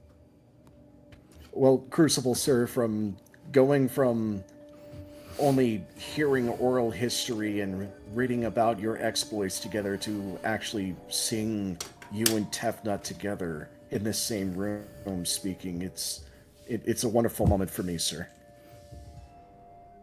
I see. So currently we have me, we have our reincarnation over here, and you say you've talked to Amenta. What of the others? Out of curiosity. Semitone is undead. Queen Amenta is not letting him die, much to his chagrin. Well, that certainly turned sour. We don't know quite where he is, but her conditions are he has to get the band back together before she lets him die. I got a pretty The good band idea back where he together. is. Yes, Crucible, you are aware of one thing. You didn't know maybe that they broke up, or maybe you did, but the Semitone did have a band called the Rattles. Yeah. Yes, I'm aware of the band, but I was going to say the band back together. A petty little condition, isn't it? What's so important about the band? Queen Amenta was not forthcoming, but she became very what's the right word? Irate. Distraught. Pardon me to the ladies in the room. She became very bristly, very woman-like. You know how when you offend a woman and you can't quite Heck, defend slaps other- Moon Planner. Yeah, give me I'm give me a Yeah, give me a diplomacy check versus the women in the room, Moon Planner. Yeah. all right. Let's see. He failed. Hey, JM, you know Please roll a how? one. Please roll a one. Please roll a one. That would be really fucking funny. Let me Yeah, you know, JM, you know how the rules say that a player can voluntarily not make a roll and it's an automatic crit failure? Yeah. I'm not rolling. Oh, okay. Yeah, don't worry, he failed anyway. let me just absolve all, question. He failed. Oh, Planner, you're a fucking retard. Look, I'm just saying, okay? I'm sorry. I didn't know how else to put it. She seemed angry because of a relationship problem. Oh, He that's was how I should have said it. distraught, Moon Planner. Distraught. Right, distraught because of a relationship problem. That's what I meant to say. You know, as long as we've been traveling with you, you'd think we'd have earned some of your respect by now. You have my respect. You were equally a Bannermane, and I count on you to protect my life just as anyone else. But again, not enough for you to, be mindful of your outbursts. Not even for a second. I'm sorry. I tried to put. Oh, I said they I'm got him. sorry. Oh, It's easy to be sorry after you're caught dead. Tension. Oh my I'm sorry. God. Oh my God. Oh my God. Do I get the barbarian archetype now? Okay. I was looking for. Yeah. It's perfectly timed. Although Tangent's so small, I just realized he's almost majority outnumbered. Look, Can we please she's stick to what's unconscious. important Even here? Vex above macro. Even fucking Vex above macro. She's unconscious but turns over. She has a frown on her face now. Look, I'm sorry. Okay, that was stupid of me to say. I don't know how to talk about women. As long as you admit it. Clearly you don't. What I meant to say is that it seemed to be a personal issue between Queen Amenta and Semitone, and she was very angry. Is that how I should have said it? Peck thighs. Better yes, than you right. did. There you go. Phew. Moon Planner's sweating.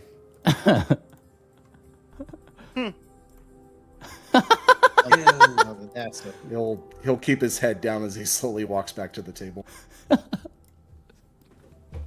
that scene from 12 Angry Men.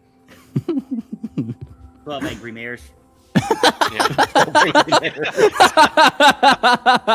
Damn. Oh, sheesh. I want to see that drawn now. That would be really good. 12 angry mares. All right. 1, 2, 3, Well, 4. first I need to reference all the women. I actually forgot where we were in the conversation before that. You were asking what Semitone. caused the breakup of the band.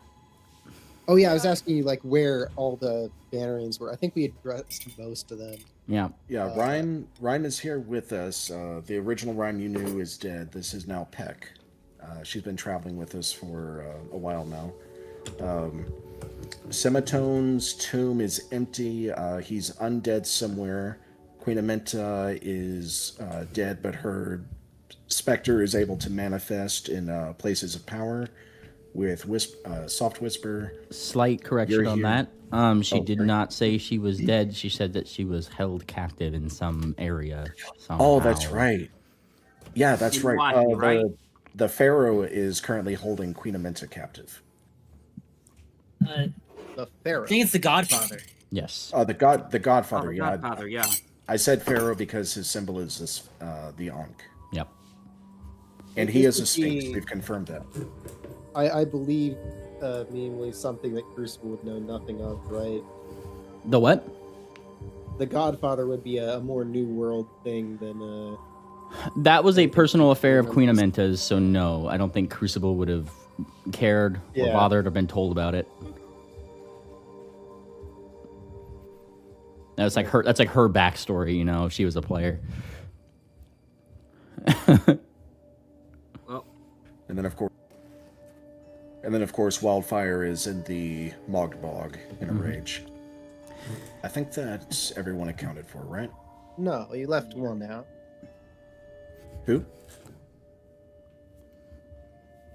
Well, I and- assumed you would know, being the historian you claim to be, keeping all these records. Oh, got his ass. Yeah. Balcony Blitz is I- looking at you, Moon Planner, and like trying to give you a hint and gesturing to like Vexavon Macro. What does she Wait, what have to about- do with it? He Adam, or go ahead. Sorry. he like taps he's like tapping his like nose, the beak. Oh, right, the wizard. Nevermore. Evermore. There you go. So you do know them. Of him, yes. I don't believe we've confirmed his death. I don't know if he managed to extend his life, but his influence still lives on very strongly in Erelon, the city on the west coast south of Basin Sage. Let's see. I derped hard on that one. Out of character, I apologize. I So should've funny. remembered. Oh. If nearly faded into obscurity, then I'm sure he's hiding somewhere, leaving cryptic messages. That's how well, wizards I- be. This is I've been able- Tepnut talking. I've been able to read some of his original writings. The librarian Beakburn has a few of them, and they're very cryptic indeed. Yeah, Far beyond a wizard to do anything that doesn't require at least an intellect above, your standard adventuring party. So I'm sorry to interrupt this little, trying to figure out where everybody is, but there is one problem that's been bothering me about this whole situation about how we heal this land, right? I would like to point out the thing, the thing pone, the thing with that virus we described that is assimilating everybody. Now, The abomination. Yeah, the abomination. We have this theory that it cannot leave this land because it's still got the lung funk, just like the rest of us. If we cure everybody, this thing spreads to the rest of the world, so we also need to deal with that. That's Definitely an extra step. It will take longer, but that will be a solution of its own, yes? If we can cure and evacuate everyone, and we then clear the air, it will die. Balcony Blitz raises his hand as if he thought of something. Ooh. What's up? Ooh. Just a thought, Mr. Sir Crucible the Second, sir. We were at Tumbletoes, and wouldn't it make sense to bring people there? They had this big firefly net. He gestures with his hooves. It's kind of like the dome here. You guys remember that, right? And he's looking at the party. Yeah, absolutely. The fireflies only open for those who could speak the Druid language. Ah. An old war relic, then. The mob boss we told you about, Moonplaner looks at the party. What was his name? I never met him. The Dawn? Dawn. Yeah. The Dawn, yeah, apparently. Never did. Yeah, he runs a casino. He basically is, in control of the city. But apparently he has access to rootkits there. Well, if it is safe from the monster, then a good enough place as any to start gathering people. I'm pretty sure we would need permission first. You're getting too far into the details. I believe with what you've provided me, this can be done, but it cannot be done quickly. Well, just remember that the abomination doesn't like fire or anything spicy, so I guess that helps. Yes, if it can be burned away, then that's a simple enough matter. We have the It'll means. take a lot to of cut burning, things. but as long as you've got the means, yeah, we can hopefully put a stop to it. Trust me, there are better solutions. Shro just wanted to use her weapon. We could have dealt with that in other ways. It could have never gotten into this dome. What if the nanites were, repurposed to target the thing cells? I would rather not combine two plagues. Yeah. Yeah, this is Thinkpone all over again. We should probably retrieve that sample from Shro. How was it again that she came to be in your employ? And what does she do for you? She's our scientist. I mean, so, long story short, when we decided to venture out into No Man's Land, we decided, well, we're gonna need a place to stay, so we bought a wand that conjures up a mansion and came with the ghosts, ghost employees. So we got like 20 ghosts or something that worked for us. And Dr. Ingrid Tro happened to be one of them. She has her own lab. She's still brilliant, and she has been helping us with Crazy Steer, one of the Snipstone companions. He lost his head, Against unfortunately. all the odds in the world. That's how she came to be here. Well, they've all got unfinished business, and so does she, evidently. Yeah. Evidently, she used to haunt this place for a brief while before she wandered off or was summoned away. I don't know. Really? She died in her vault. Wait, hang on a second. What do you mean by haunt? You mean you talked to her ghost? No, I was annoyed by her ghosts. I never gave her the time of day. Well, You know her stupid portrait still hangs up in the lobby. The scientist can idolize whoever they want to. It's of no little importance. Speaking of the scientist Crucible, Vexa von Macro has done a great deal of damage to the social structure here. One of the doctors is currently being imprisoned by her, Dr. Winzig. Are you familiar? Winzig. Yes, I've read his works. I know all the doctors here. I know them all Galaxy by Brain, their remember? papers. did you know that people? You did say that there's no currency in No Man's Land, but we've seen a lot of gambling. Gambling. Yeah, for I credits. suppose that's mortal nature. But like Strange, though, given the extended lifespans don't appear to have granted wisdom against that, I suppose. I don't know how much it would affect your research though, because the currency that is being used here is credits, like for merits, for research papers. Pretty much you get notoriety. They're gambling in notoriety. I don't know if that is something that you should be aware of. It seems of little consequence. Certainly an inefficient thing to do, but all that matters is that science gets done. Yeah, Have fair you had enough. any company up here? It seems like anyone down there speaks of you as if you were a god. Now, speak of me as they will. I rarely interact with any of them directly, because I don't need to. They simply submit their research, and I log it in the archive. I memorize it all, and it's kept in the tower's databanks for them to access later. 1,000 monkeys with typewriters, huh? A fair enough analogy. The idea is that eventually they would devise some revolutionary concept that would help. And they have, somewhat. There has been progress made over the years, but not enough.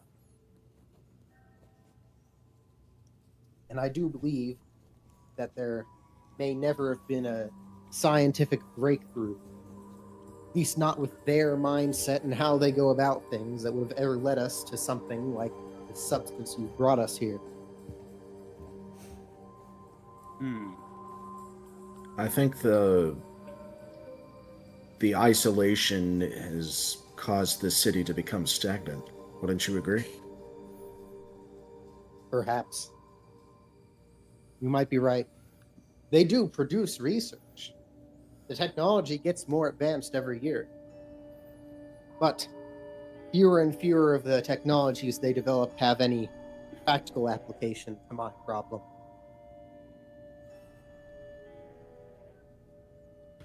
In regards to the credentials, Crucible, what will happen with Vexa von Macros? As she's been taking undue credit from other researchers. She's managed to force her name onto every single research paper and falsely accumulated a lot of credit for herself. Again, I try to divorce myself from the squabblings of the scientists over credit for this or that. That's not what matters. What matters is when she kills other scientists, starts causing damage to my tower, and apparently starts a plague. There are a group of scientists who have found a solution for said plague. We've aided them as much as we can. Problem is, they lack freedom because of Vexa von Macro's technocracy that she's built for herself. Do you think it's possible new leadership could be appointed? New leadership? New leadership for what group? For the scientists down below. Vexa's done so in a very underhanded manner and has created a mess and put her at the top. Perhaps Vexa's not the leader of the scientists, even if she's the most accredited. She just has her name on papers. Oh, she did. All the publishers and editors ended up fucking working for her, so she ended up creating a giant police state. That's kind of why we thought of that. We thought she was the boss in charge. And most research isn't even begun or improved upon without her direct consent. Well, that shouldn't be a problem anymore. So what do we do with her? Are we just gonna... I mean, what's gonna happen to her? I don't really hope it's all of our business. I don't know what happens to her in the immediate future. That depends on what that little infection does to her. Perhaps if the scientist you speak of has a proper cure, and that can be applied to her, we can seek out other forms of justice.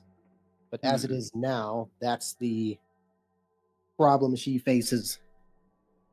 As for that scientist, I'm sure I can get him restored to his previous status.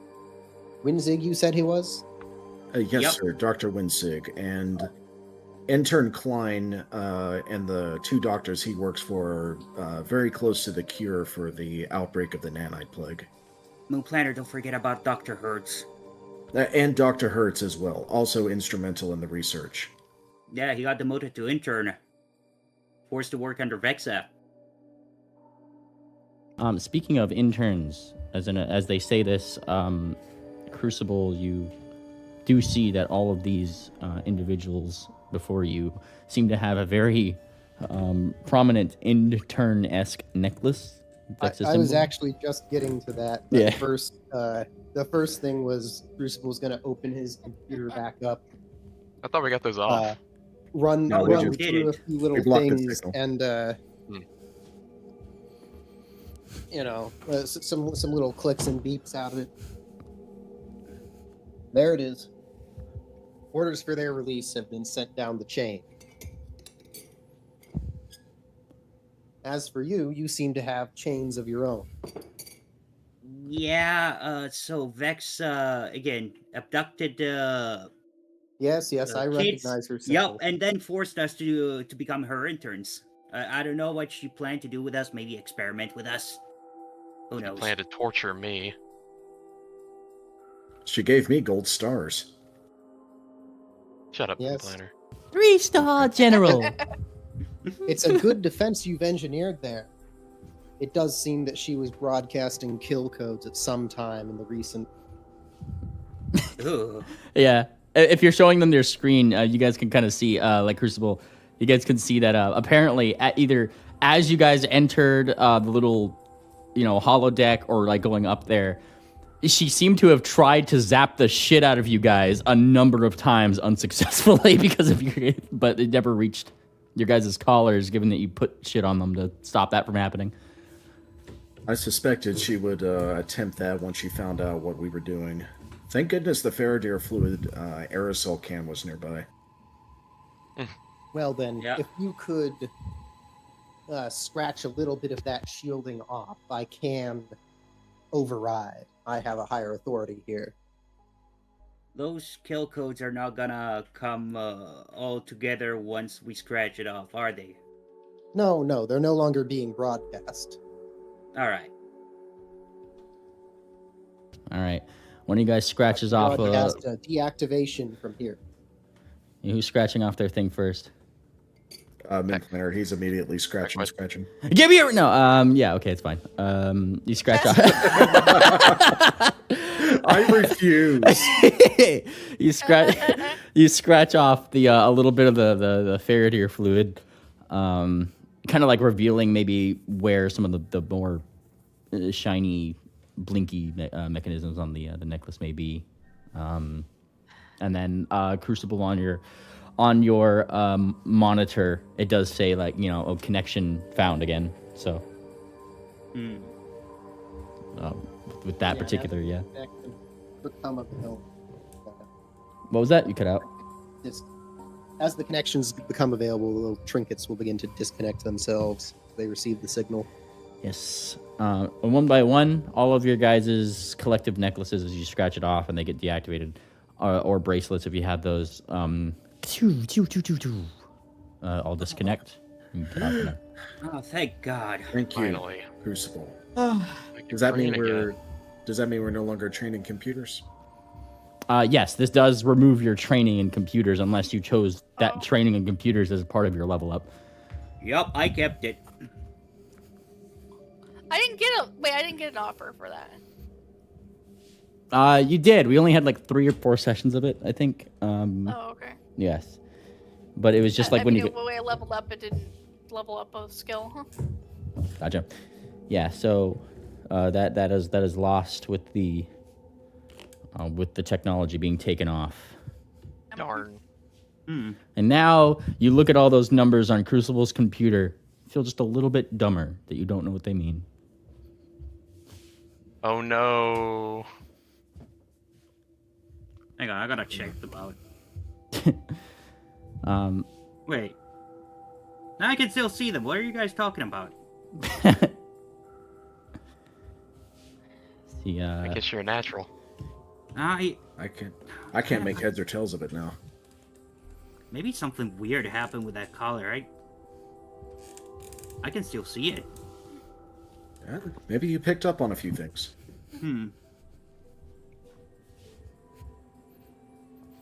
Well, thank you. Odd. Of course. Now, where are you going next? That is a good question. Well, there's Tara Bell. I'm sure she's very eager to see her father. I think we can probably arrange for transport. I feel like we should help our compatriots in Goldenport as soon as possible. Goldenport, you say? What about I can certainly get we you just there in a flash. leave? Yeah, I was like, what if we just leave No Man's Land to No Man's Land, and we just go to meet our rest of our party? That would certainly be ideal. Couldn't we work on the solution from outside a little better? Rest assured, I will work on the solution here. As you stated, you have your own large problems elsewhere. We certainly do. Crucible, is it possible to get the children and the sheriff to safety outside of Uninspired? Yes. If you want any of the abductees you mentioned returned somewhere in the wasteland, arrange transport. Okay. If we're going to do that, here's what I propose. I think we appoint Sheriff Dander as a coordinator to start, sending out the word and helping to, bring all of the folks in that are going to be coming into Tumbletoes. I'm not sure what Quarter Note and Half Note would want to do, but they've stuck together through this, so I think they'd be okay. Terabell absolutely must be returned to Tumbletoes, and Wickerwind Balcony Blitz, there's the Platinum Slicer. Did y'all still want to deliver that? Yeah. Well, Moon Planner, I've been thinking of something. that's actually. Platinum, you say? Dawn. What makes it platinum? Wait, what? Your Crucible's questioning why your slicer is called platinum. That's what We were hoping you would know. they're called here. Maybe the people outside of the dome started calling them that, but they're just called platinum slicers. Well, that one in Maybe- particular is a platinum have it? slicer. Vexa no. Yeah, Vexa did. She took it off of Vinny when she killed him. Pretty sure that's what's like lodged in her. No, one of you guys. It was on her per person. I just didn't Oh, put okay. it in her inventory. One of you guys has it here. Oh, well, there we Oh, go. there we go. Here, I'll put it on Peck the slams it on the table. All right, Peck slams. Oh shit, that's a big fucking slicer on the table. Thump. You guys can put that. You guys can put that in your inventory. I just didn't have that in her. Whoever wants to. I think Peck. Oh, okay. I didn't know we got it, so that's okay. Mystery salt. Here it is. I see. A tier 5. Still technically effective in the right places. Platinum. That's one way to call it. I suppose simply because it's shiny. We didn't really know what they were going to use it for, but it seemed important. That is. Was important enough. I do have record. Let me check. It was used here a number of times. First of all, by So this. what is that? A coin? It is a mechanical interfacing device meant to override various interlocks. It was used here some time ago to disable one of the vaults, or its self-destruct mechanism, to be precise. Then whoever did that seems to have been killed by Vexa, and then she has used it a few times for her own personal gain. Honestly, we stopped using these things a long time ago. Yeah. Balcony Blitz kind of chimes in. Wait, wasn't the Don trying to get into a vault? Yup, he was. But then Vinny stole it and for some reason brought it here. That's what we've been trying to figure out. That's actually why. And he's like continuing. And that thing was gonna explode? I think so. Yes. Shro and Dinger had some curious decisions when designing those vaults. Very And it curious. appears this one was rigged to explode if it was ever looked into. And Which vault was it, sir? Which vault?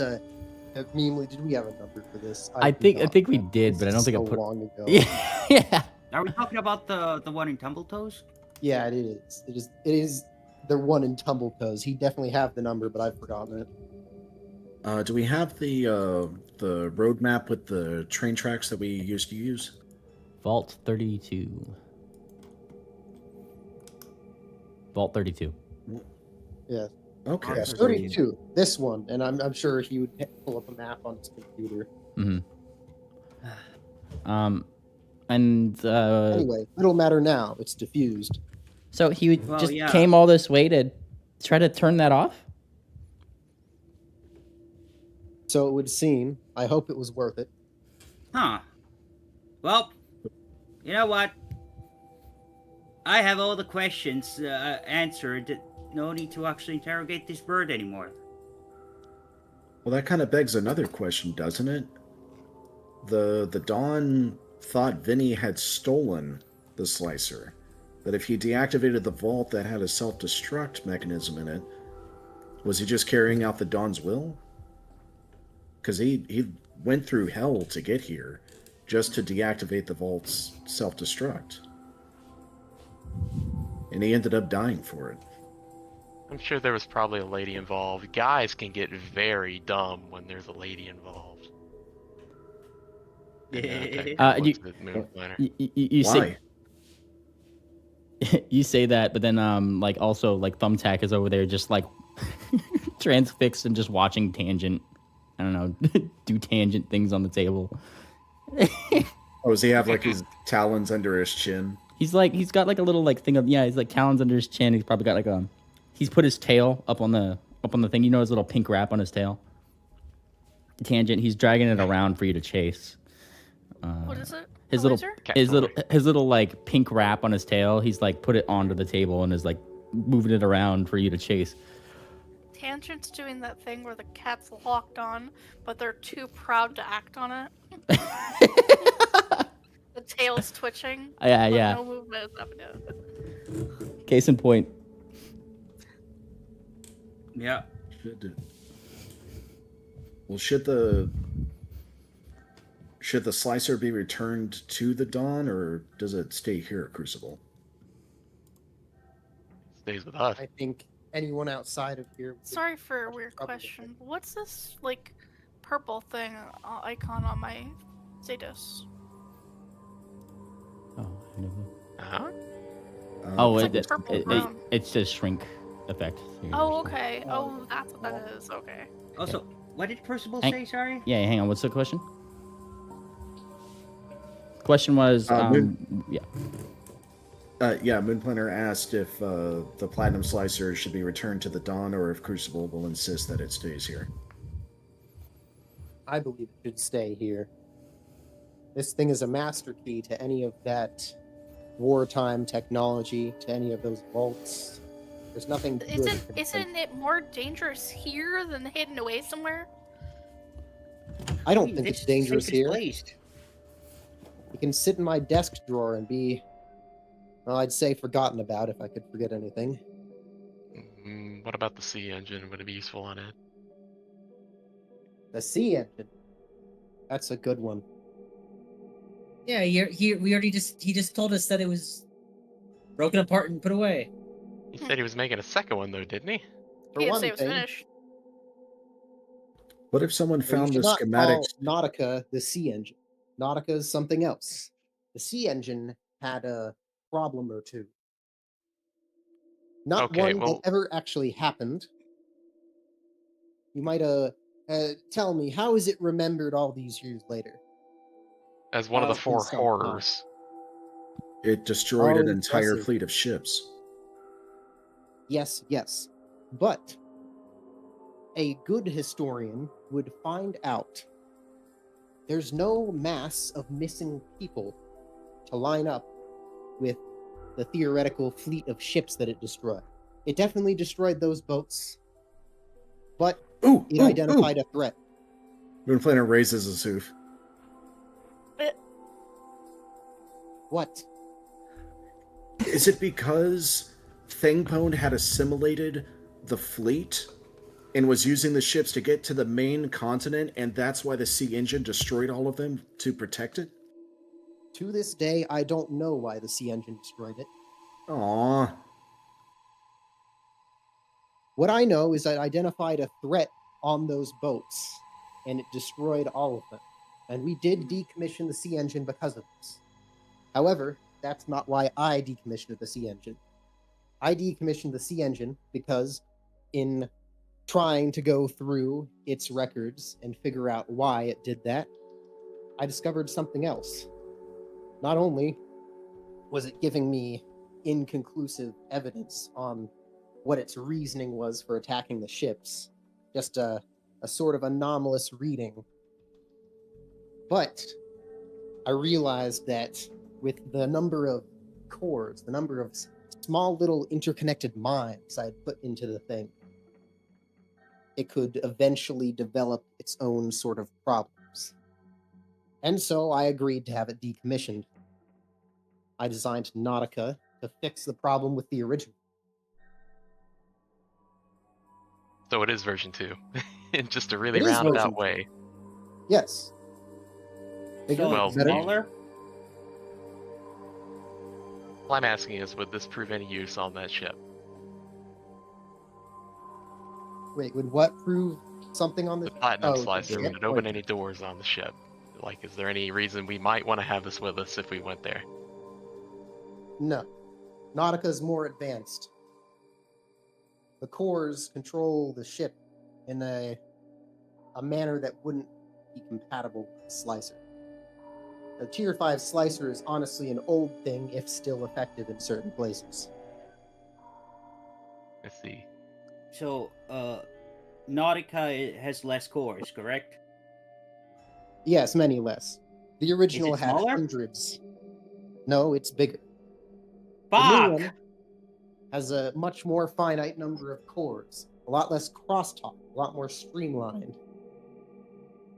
Its decision-making won't get so clouded. And when it does something, it'll be able to explain why it does it.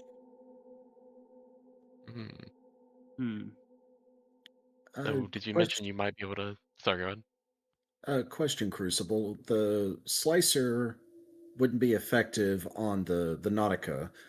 What about one of your old Crucible key schematics? Could that be used to create a new key for the Nautica?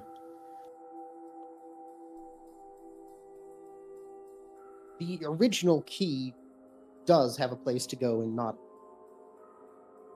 but it would not control the entire construct. It would What does just it do then? it would simply activate it, correct? Yes, it could be used to initiate the startup. What I'm surprised by is you describe it as if it's never been activated. That project should have been completed a long time ago. To the best of our knowledge, yeah, I don't think anything other than the legend at this point of Inakini Kai, the sea engine, destroying the boats and then being put away into Goldenport, and then the key to activate it was given to Wildfire. That's the history we have. Your mention of a second, sorry, the Nautica is the first we've heard of it. I see. Either it's vastly behind schedule, or somehow it's been forgotten. But if I were to bet, it would still be there. Even if the entire city was abandoned, it would still run. I'm sure Fortuna knows about it. She should, unless she has lost that part of her memory. Although, lots of her memories in that regard were deemed classified. Did you know Fortuna was a kissing booth? What? Yeah. When we first met her, she introduced herself as a fortune teller and a kissing booth, but she retired from the kissing booth part. That's a new one. Kobold, Not am I part right? of her design at all. Yeah, she's also very fond of her cracked eye. It was repaired in Wati, but she seemed really distraught about it. Said it took away her character. Wait, didn't you get the blueprints of her? There's a cracked eye in the blueprints. No, I She's never always got the been, blueprints of her. strange Wait. about certain details. There's certain things that you shouldn't bother Fortuna about. You'll never get a true answer out of her. Actually, out of character, Moon Planner, you did find the blueprints assigned by Crucible, and you kept them with you because this is historical evidence. Stand by. If I do, I would have written that down. I'm actually got my I'll post inventory open. the blueprint. Historian. Don't make fun of the historian. He's got a lot to keep track of. Okay, so we found the blueprints for Madame Fortuna, you say? Yeah, you did find it. Hang on a second. My man couldn't even It's, remember Nevermore and Quoth the Raven. Hang on. You found this. You found this blueprint. I think I forget where you guys found it, but you did find it. Meanly specifically describe it, signed by Crucible. I did not add that to my inventory of treasures. Okay, I should definitely do that though. But yeah, GM, would Moon Planner have this with him? Apparently so. Moon Planner will pull that out and show it to Crucible. Yeah, we did find the schematics of Madame Fortuna. Don't know if she was meant to be mass-produced, but this was reportedly your penmanship. What do you think? Mass-produced? No. She's one of a kind. Like me.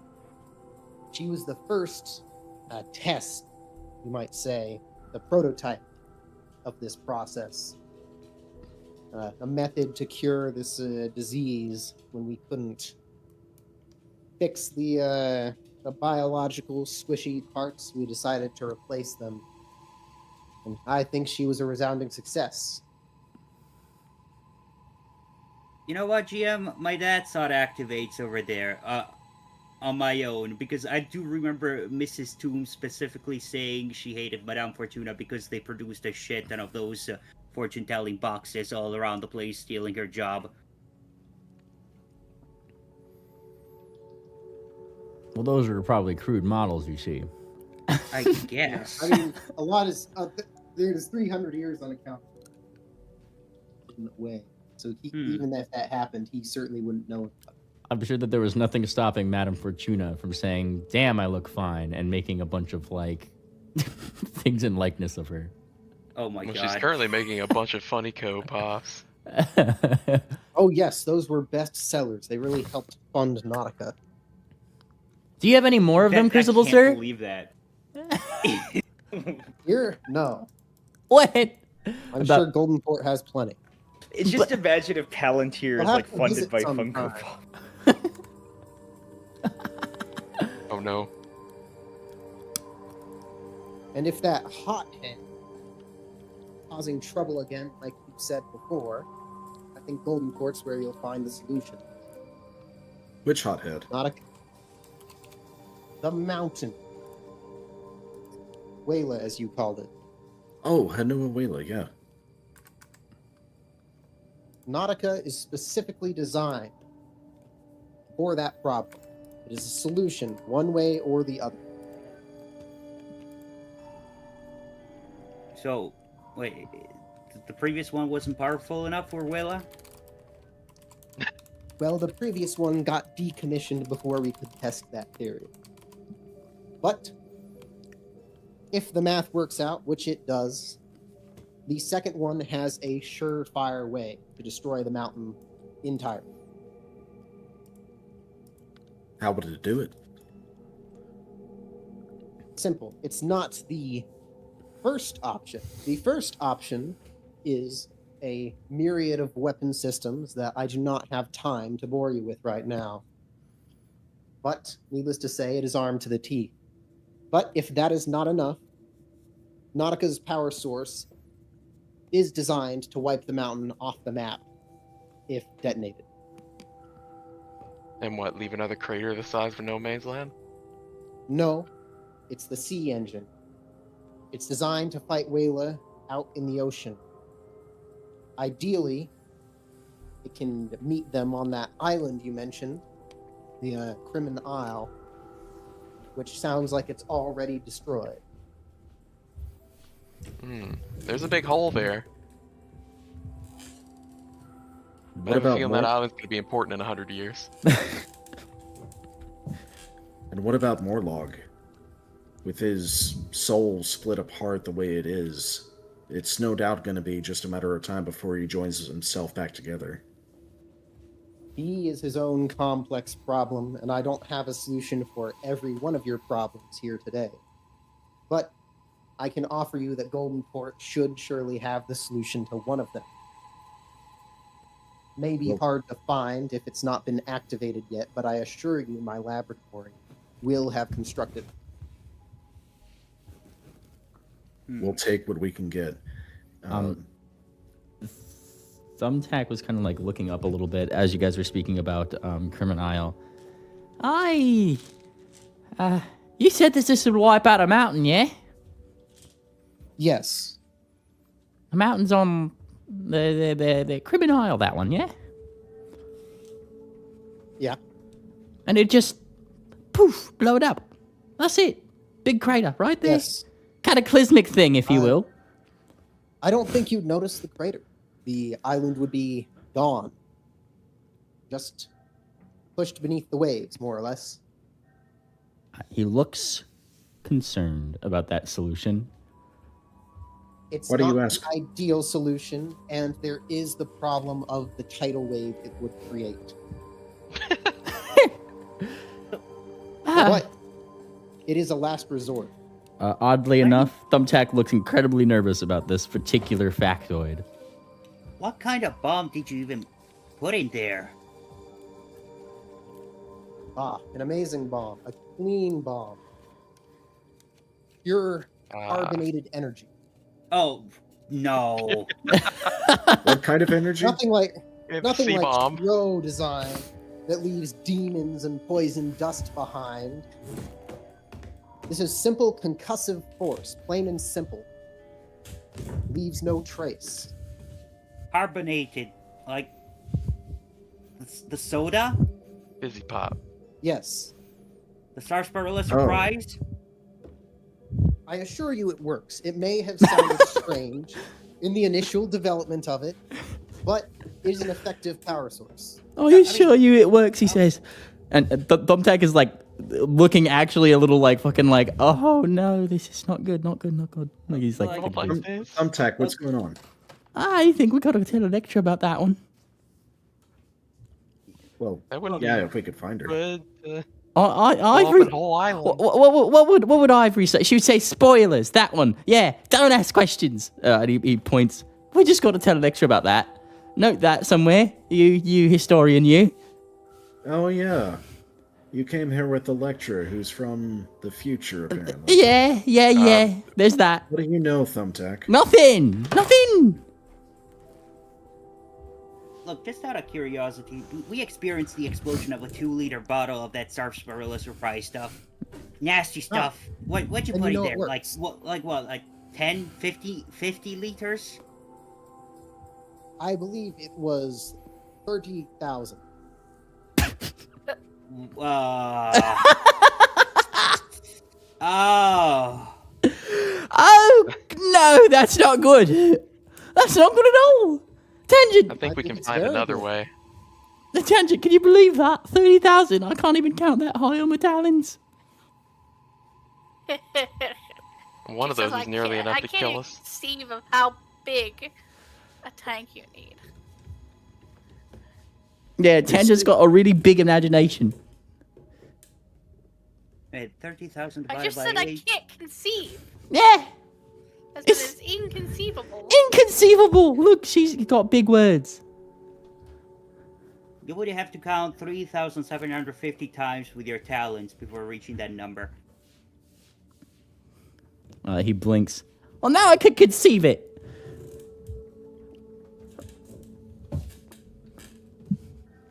Okay, so our solution to Hanuel Wela is a gigantic bomb.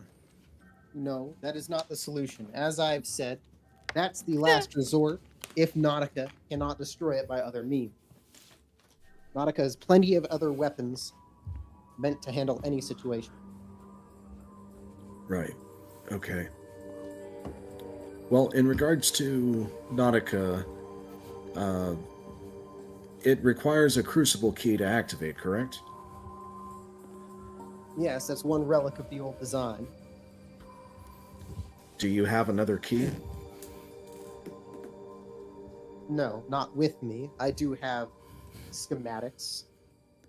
I have all my designs. Or most of them. Could one be Few produced of them then? were left behind in Goldenport before my mind was expanded. Well, yeah, we've got some schematics for a Crucible key as well.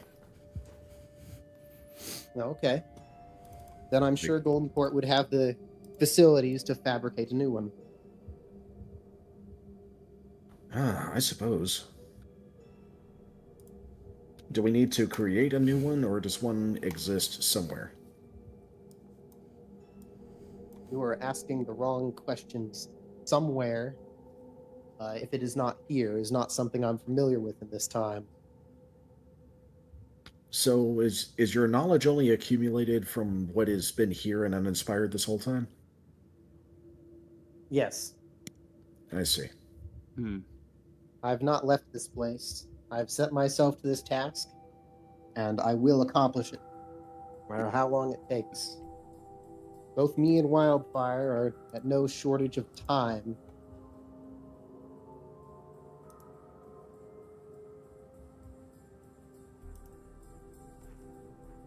Right. Do you have a message for Madame Fortuna when we see her again?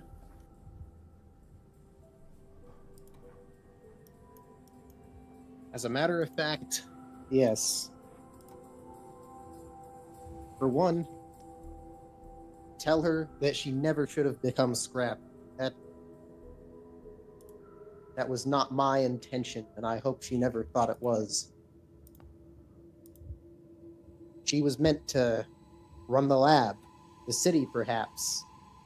She was supposed to carry on without me. If it is any consolation, she seems quite happy with herself now.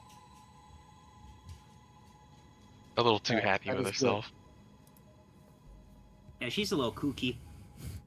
But yes, if you could relay to her, if she doesn't remember, that the lab and the factory are left to her. She was meant to inherit those. If you could put that in writing, it might jog her memory and give it more solid meaning for her. Moon Planter, I have a hat that records. I say, Okay, out of fair character, enough. I think we found something to that effect in Golden Port already. Wait, Well, Moon Planner doesn't have it. Oh yeah. Fair. Okay.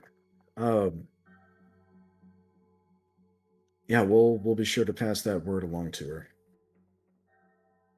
You have any Also, upgrades you want to send us with to her? Upgrades. No, Fortuna was a finished design. I mean, a prototype of the method, but once she was completed, I stopped working on that project.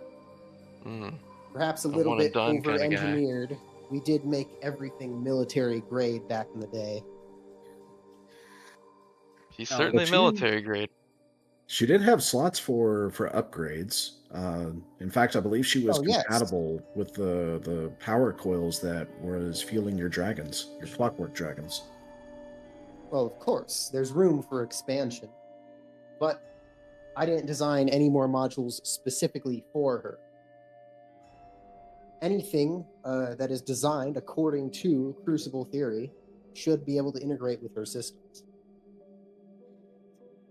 I'm sure there's been innovations made back in the city while I've been gone. Well, I doubt they are as far ahead as we are here. Some I'm sure even you would disapprove of. Such as? Maybe you should see your own city. That's all. That's all I'm gonna say. Well, I'll certainly have to check on it eventually. Maybe we can set up some kind of direct peer-to-peer. She's done with computers. She doesn't know that word. Some kind of connection to Golden Port when we go there. Get you. There is a connection. Set up. That's what caused this plague in the first place. But it's in the Sure, but lab. I mean something a little more permanent, a little more good. It's permanent. I think no one knows where it is anymore. If I had to guess, since we haven't got a communication from the city in so long. Is there any way we can maybe keep in track? I don't know, like a portable phone or something. You guys have tech like that? Or maybe you can interface with Nautica once she's activated? Not from this city. No. I did not engineer any part of this city to have a connection to Nautica. I wanted to keep Shro as far away from Nautica as I could. That's the whole reason I put them here. 100% fair. I gave them a simple goal. They had the little squabbles going out here, and I told Shro, you're needed elsewhere. I need you to go enlighten the people of that land. Bring science. Say she got the light part down.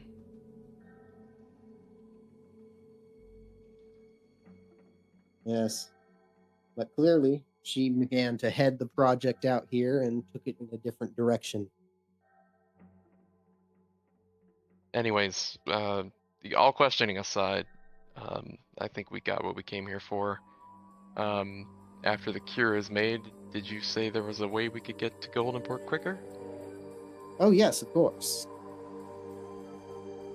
I've got. Well, we've never used it, I don't think, but it's all good in theory. Oh, if only we had I've enough got a- Aetherstone, we could build a circle here. Oh no, none of that. I think there's plenty of Aetherstone in your lungs. Too much. Well, my main stitch had us working on a project. That was one of the first things he had us doing. He has a Aetherstone transportation system now. We can teleport from city to city across the continent. That's all well and good, but we have the Hyperloop. The Of Hyperloop. course. What's the Hyperloop? It's a exceptionally fast method of travel. It can get you anywhere. If Now, I Of take you course, guys, we only use it around the city, in which case it is almost instantaneous. I'm sure it could get you a fair ways out. and Crucible, you can just easily point out your window, I imagine, to the Hyperloop. Yes. Actually, like you guys are almost in line. It is with, right there. Yeah, It points at the donut. the big donut. You guys actually passed this Hyperloop on your way to the HCC. A while back. If calibrated correctly, that thing could put you on another continent.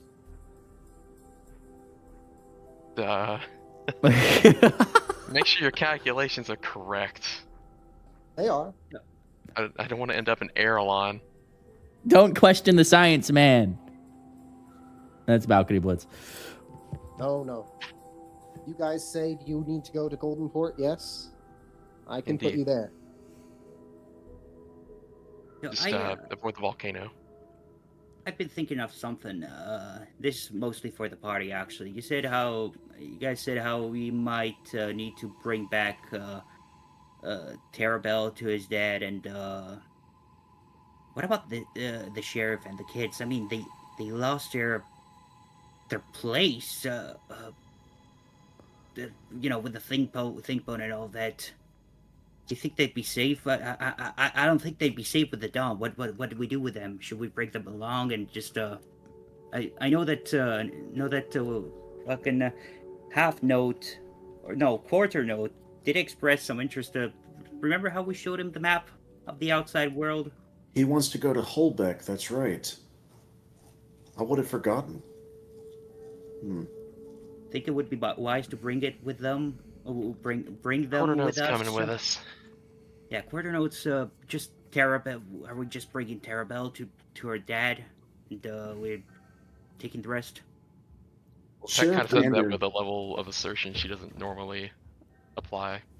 Here's a question, says Thumbtack. Can't we just launch, a little demon go right back to her dad? And he points toward the loop. Just, pew! Oh, there she goes. Would that work? I don't know. It just sounds funny. It'd be funny. We could. Well, there was Sarsparilla, what's your thoughts on that? Brash, are you still with us? Brash, you're muted. You with us? Oh, sorry, what's going on? We're discussing how to get Terabell back to Tumbletoes, back to the Dawn. And someone suggested we use the Hyperloop to launch her at Tumbletoes. She'll get there eventually. What were you going to shoot her at the thing? Yeah, just shoot her at the thing. I think there's a safer. Is there a more dignified way to get her back to Tumbletoes? She's a big girl. I'm sure perfectly she safe. can handle it, but I think that is a perfect solution. We should launch the little child at the at her father. He can catch her. With your expert opinion, which I am 100% trustful of, yeah, sure, why not? Ryzen's inertial dampeners will ensure the safe deceleration at your destination. She's not gonna take it well, though. Gwyn's But looking. around in shock. But Sars, you haven't taught her how to smoke yet. Hey, Hold on. no better teacher than that. Balcony Blitz is raising his hoof. Wickerwind looks worried, he says to the whole group. Look at him. What's up, Wicker? Wicker, what's worrying you? You're gonna shoot her out of a cannon? Yeah, we are also getting shot from that hyperloop manner to of go to speaking. Golden Port. If there's one person I trust, it's this guy right there. Cannon is a crude way to put it. The Hyperloop is capable of safely accelerating you and decelerating you at the end of travel. From a single point. Yes. That's Yes. kind of impressive. I like it. And it's 100% safe. Yes. The bead How do you of think we sweat. get around this city? Hmm. I mean, there's many ways to get around the city, but if you want to be somewhere in an instant, you take the Hyperloop. But Can have you it fire? tested it outside of the city? Yeah, can it fire through the dome? Yes, that can be done. Here's the thing: if we're Tefnut and Crucible are going to be working together, and that's going to take time. We had mentioned using Tumbletoes as kind of a rally point to try to bring everyone together, so that way everyone's in the same place while they get, healed of the pneumono-ultramicroscopic silicovolcanoconiosis. I think we would need a representative there to explain everything, and Sheriff Dander has done a lot for us so far. Certainly done a great deal of work protecting Terabel while we've been adventuring.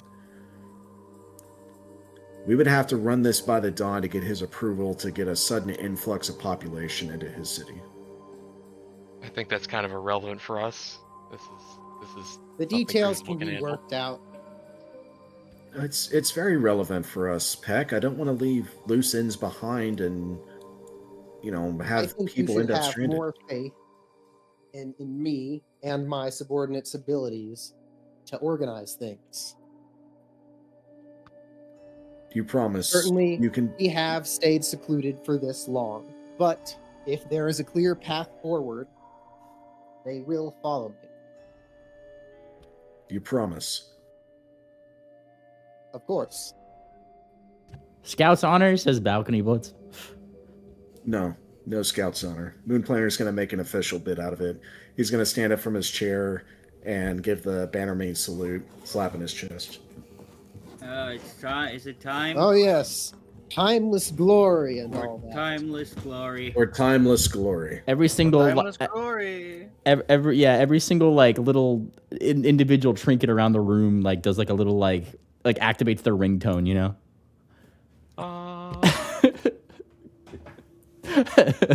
All right. I'm Crucible. still in Barons. Crucible, I trust you. Well, one little detail that I would like to look at. Can I? Here, forklift. Almost burritos ready. No, they said for timeless glory. That's just the microwave beeping and. That's the missile launcher warning that incoming is on its way. Up your head, Peck.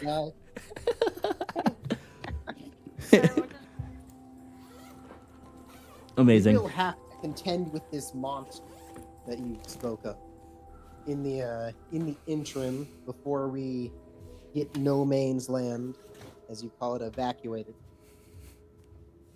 May I see this sample? I don't want to keep it here, but I would like to scan it once, What just to have an idea. The Thingpone sample. If you would be willing to follow us, Crucible, we will take you to the mansion. The mansion. The Very well, mansion you where it's can't being bring it housed. here. I don't think he wants to talk with Shro. Out of character, I'm trying to make it happen. I think it would be funny. It would be really funny. Unfortunately, it's behind multiple layers of security, Crucible. It really would simplify things if you could follow us. It's on the same floor. Give me just down the give me a deception check. I was I was about to you need to diplomatize whether Crucible's going to go along with this. Since this is a public roll, I do have one mythic point. I intend to use it for this if it fails. Oh yeah. I Ooh, have that's a pretty feat good. I could help with if I was assisting, but I'm not. All right. Is 38 your final answer, or do you use your mythic point? I'm not telling you how the dice resolves until you decide that. I mean, 16 is good, but I got to re-roll. You know what? Yeah, we'll chance it. It's the same, but it's a mythic proficiency. If that Still matters. 38. It is at mythic proficiency. However, Crucible, I don't think that beats your DC against this roll. No, it would not. You would. Crucible would sort of give you that, like, the most raised eyebrow, like the little plates on his head sort of unfasten themselves to raise his eyebrow. Not only did the roll not do it, Crucible, you as a mythic being felt that mythicness occur. You're trying to fuck with me, aren't you? You know what? Well, at the very least, Crucible, could we have a personal moment with you and show you a little bit of hospitality, please? Clearly, you have some reason for going into all this effort to convince me into the mansion. I will humor this one request of you. Oh, thank you. But I do not believe for a second what you just said a second ago. And you shouldn't. Don't try with me. I won't. Balcony Blitz leans over to you, Wickerwind, like very quietly, like, "Oh, this is gonna be good." Like, oh no. All right. This is gonna be interesting. So, Crucible, if party is leading you to where, you know, the thing is, they would lead you to what would seem to be the dustiest corner ever of the homunculus room. They literally behind some fucking piston that's just there, like hidden away. And there it is, just that fucking, like a door. I'm not gonna bring you to that map. Use your mind's eye, but it's just there, and very openable. Well, you know, talk amongst yourselves while I get your tokens set up because I don't have those set up What yet. a place to hide. We took precautions to make sure it wouldn't be found during a security sweep, because we were hiding children after all. But before we go in, we definitely need to knock and let Griffin Goldenclaw know that we're here. He's head of security. Actually, you know what? Oh, you've got Big your own question while we're security, here. too. What is Anyway, this donation Crucible room will be for? back. I'll see you in a minute. Oh, Okay. Bellhop, what were you saying?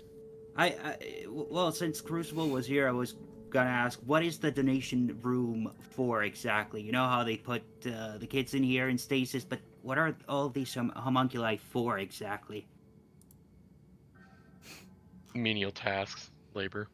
Menial tasks, but it's a donation room. It's like there's being put here. Well, It's that like, one in particular is. I think it's for organ harvesting. It might be a way to extend their lives if you have brand new organs instead of the organs aging over time. could it just be processing power to use their brains or something? Doubtful. What, a machine that would use their body's heat and electrical power just to fuel a machine? No, their brains. You know, processing power. Right. Oh, use the brains as computing power.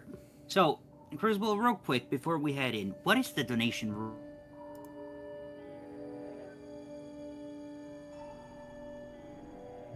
Kicker, you with us? Can you not hear me? Nope, there he is. Yeah, Now we we can. can. Out. Oh, okay, there we go. Let me see. What have the scientists been doing with this? And he seems to search a bit of a database. And This is where they cultivate their homunculi for various purposes. And it seems that the homunculi that are no longer needed are sometimes harvested, I suppose, for spare parts. Ew. Oh god. Just using one homunculus to keep another one alive, I suppose. Well, if it They matters to really you, go through sir. these things like copy paper. Well, if it matters to you, sir, Vexavon Macro had put children in these vats. Macro is at a point. The number of black line offenses that her record would have hardly matters anymore. Black line offenses, that is a new one. You guys have That is seen, the yeah. top tier offense in the sort of justice system that we have here. Treason, right? Murder, treason, general, not just some crime against science, as they call it, but actual crimes, actual hindrances, unnecessary things. Oh god, we did really get Mr. DeBlister addicted to gambling. Yeah, as you guys are talking, you guys open up the door to the mansion. The first thing you guys see is Mr. DeBlister pulling the lever on the fancy gambling machine. Crucible, you would actually hear Queen Amenta's voice come across the come towards you. You haven't heard this voice in some fucking time, but you hear her voice. You are lost. And Mr. DeBlister goes like, God damn it. And then like his ears perk up and he hears you go, oh, hello. And he tries to like hide the the gambling machine. Having fun? I see what you mean about the gambling scientists, and you're contributing to the problem. What? Who are you? Mr. DeBlister, I would like to introduce you to Crucible, the architect of No Man's Land. And he kind of That's like the architect of Uninspired. that one. And uninspired that is in No Man's Land. I would say that Shro is the architect of what you call No Man's Land. That is true. Yes, sir. Yes, sir. Yeah, he kind of he blinks. Crucible, and he kind of like thinks. Yes, I have read about you. You do good work, I think. Yes. Oh, you have? Not many left in the city know me by that name. I have It's picked up. always just architect. There is a few books from where I am from that will tell me these things outside of this dome. Oh yes, you were the singular voluntary exile. Yes, I know your record. He kind of like blinks for a second. I hope this does not upset you in some way. No, not at all. Well, then that is good. Yes, do not wish to be a part of the things here.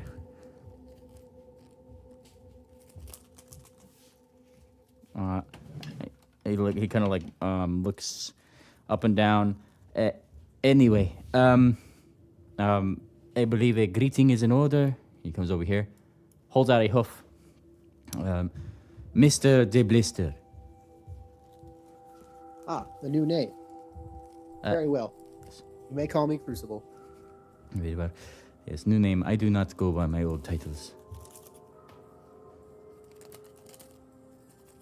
And looks toward the rest of you. The children are safe. I think the gambling man has them entertained for now. Oh, that's wonderful. Now you're getting the children to gamble? I am no babysitter. I am a scientist. Where's the sheriff in all this? Briefly, you kind of like, you say like, where's the sheriff and all of this for a second. And that's when you actually see, hang on, not that one. It was this one right here. You see Quarternote come around the way. He's got like a squirt gun or like a little airsoft Nerf gun style thing, right? He like hides around this corner, but he hasn't noticed you guys yet. And he's like, he looks around. And suddenly, like, you actually see a couple more of those, like, soft bullets, like, fly into the wall here and stick to it. I'll get you, you little shit! And Quarter Note is just like immediately takes off. And you see Gold Claw like running. And there goes our first impression. Yeah, and then soon after, the sheriff follows up and around the area, looking exhausted because he was exhausted before all this, having just came out of like the fucking cryo chamber. Hold on, too fast. I can't do these team sports anymore.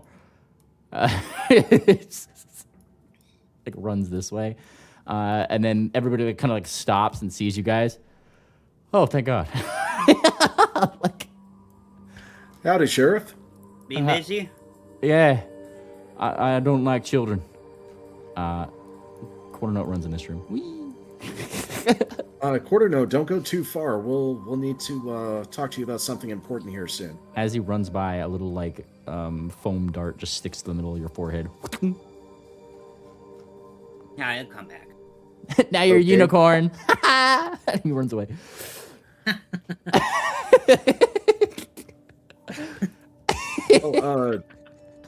Sheriff, Mr. Goldenclaw, we have a most spectacular guest I'd like to introduce you to. Who are you? And he before you introduce him, he puts the fucking dart gun to Crucible's forehead. Now, Mr. Goldenclaw, he's a guest. He walked in with us. This is Crucible, the architect of Uninspired, and one of the original Bannermanes. His gun doesn't lower. What do you got to say about that, Crucible? He says, like, as if he doesn't believe that for a second. Giving him the prime stare. Oh, you're far away again. Crucible's giving him like the try me stare. He's not impressed with this gun. Yeah, the try me stare is enough for him to lower it. I kind of like this guy.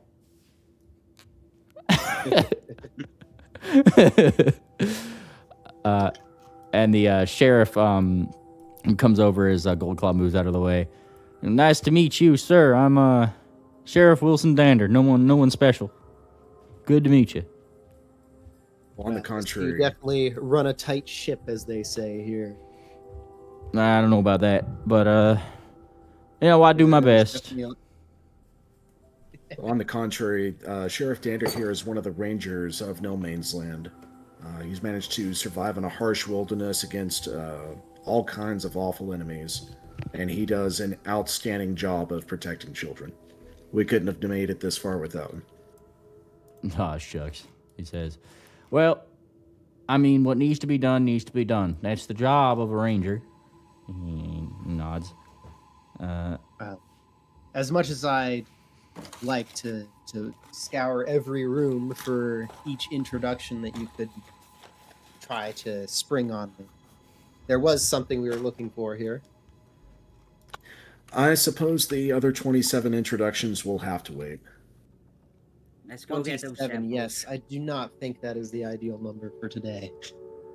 Let's go get those samples. All right, we do need to head to the laboratory. All right. Yep, Don't up all the don't, stairs. don't all move your tokens at once. I'm just gonna move you all at once. Also, there is a second Mr. De Blister token. I don't know if that's intentional or not. Look, I don't know how many times you guys have Don't been worry about in it. and out of here, but I can only do so much clone Oh yeah, mitigation. he's over at the orb room. Where's the orb room? Oh, he is in the orb room. There's also 2 gambling mans. All right, no more. You're doing a great job, Mainly. We appreciate you. All right, let's see here. We bring Scouring us for other duplicates. here is where we're going, through the walls. All right. Once more, you go to Ingrid Schro's lab. Let me find this thing here. This would be in No Man's Land. I gotta pull this up. Oh yes. And the doors are locked. Knock, knock. The shutter opens. And you see the thing. Hello? Who goes? Hello, Doctor. We have a special guest. We need to come into the laboratory to retrieve the abomination sample you've been keeping. Ah, the abomination. Yes, Ingrid Schro will unlock this right away. Hold on. click, click, click, click, click. You hear like beep, beep, beep, beep, beep behind the door, like 7,000 locks being unlocked. Okay, one more. Same process. Beep, beep, beep. Unlock, unlock, unlock, unlock. Okay, come on in. There we go. Dr. Shiro, we have an esteemed guest. And she looks over you guys and acts like she can't see him. Where? Where is he? Who is this esteemed guest? Crucible. I believe you two know each other. Oh, Crucible! I hardly knew that you were here. Hello, hello. How is it going? It is your old friend Ingrid Shroud. Nice to meet you. I didn't even notice that you walked in my lab. Hello. Oh, yes, yes. Very funny. The SWAT has seemed very intent on forcing this meeting to happen. Oh, of course, they like to force Ingrid Shroud to do many things too, but it is okay because we are good friends and I am happy to see you. Yes. I think you're more energetic now than you were alive. Well, that is typically what happens when you die. You really don't have to sleep or care about seeing such trivial things as energy. And she waves her hoof in the air. You know me, Ingrid Shro. I am so good at energetics. Yes. Yes, yes. It is your specialty. And I'm led to believe you've been researching this this creature up there. Do you have any notable discoveries? Any notes that I could borrow? Oh, the abomination. Is this what you mean? Yes. Oh, yes. I do have notes on the abomination. Would you like to see this little itty bitty thing? It is so interesting. Hold on. And, yes. She comes over Let's here. just see what you've managed to glean from it. And pulls this back. Look! And she shows this. It's not like a lump of flesh in the jar anymore. It's like assumed the form of like, you know, a tiny pony that is just able to form in this thing. It's like a little lumpy pony form. But it's got like... Of course, Crucible is going to once again break out the like multi-lens. Yeah. Try to scan it very thoroughly. Mm-hmm. All the while, Ingrid Tro's... Yes. And all the while, she's like prattling on about her, you know, all the notes and specifics and blah, you know, that kind of stuff as he's taking a look. This might be... Anyway, while I think on that, do you have any actual discoveries? Any research that you've written up on this thing? Or am I to glean everything myself? Well, I wish I had more than just hypotheses and visual data for this thing. But Ingrid Shro doesn't exactly have the most highest tech of sensors and scanners and things that Ingrid Shro would normally have. Here is the papers. And she like pulls out the papers. What we know, where it came from, we think Ingrid Shro is good at this document. Yes, papers. Does it look like Ingrid Shro has access to... Don't look at the missing poster on Ingrid Shro's desk. Do not look at this thing. Look. I have papers. I do not have computer power, okay? I know you do, though. She smiles. Yes. And how has that been working out for you? Ingrid Shro needs a computer, Crucible. She needs a computer.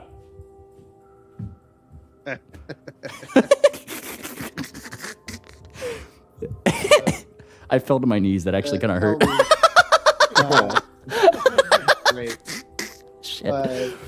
Tell me mainly, is there actually anything? So Crucible's obviously going to be like real quick, like scanning these notes into his head. Yes. Is there anything of actual interest in these notes? The most interesting thing or is it mostly surface level. The most interesting thing in these notes are the obvious things such as weaknesses, fire, what kind of fire, seem like, you know, the properties of spicy food that specifically seem to scare this thing away. It's not exactly just spicy food, it's just the properties of capsaicin really is what it is. Nothing entirely magical.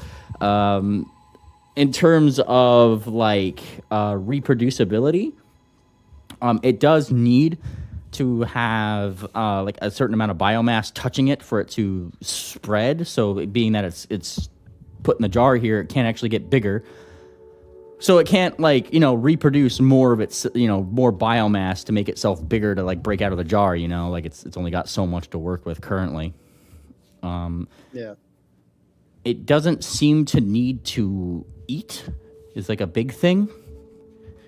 It just kind of exists. And all intents and purposes, Stro has marketed this thing as an aberration. And more specifically, something that was not entirely native to this plane to begin with. So that's pretty much the scope of it. And then whatever your scanners have picked up would be the addition to that. Well, it's not much, but I suppose you have something. I'm not allowed to take this thing out. Ingrid Schro was told not to do such things. Well, that does limit you. However, I think I've gleaned a slight bit more, given advancements in technology. But that's, I'm sure you would have loved to meet whatever druid came up with this. No. Don't you think? Not you two really. would have gotten along swell. We would not have. Ingrid Stro can assure you, we would not have. No. Ingrid Stro would not have gotten along with a druid. Never. Are you sure? I am very it sure. Seems just as horrid a weapon as yours. And she like just balks for a little bit. A horrid weapon? Yes. Yeah. What do you mean by horrid weapon? Ingrid Stro makes the best weapon. I sent you out here with a very simple objective, and with an even simpler reason. I needed you somewhere else. Clearly, this was not the best solution.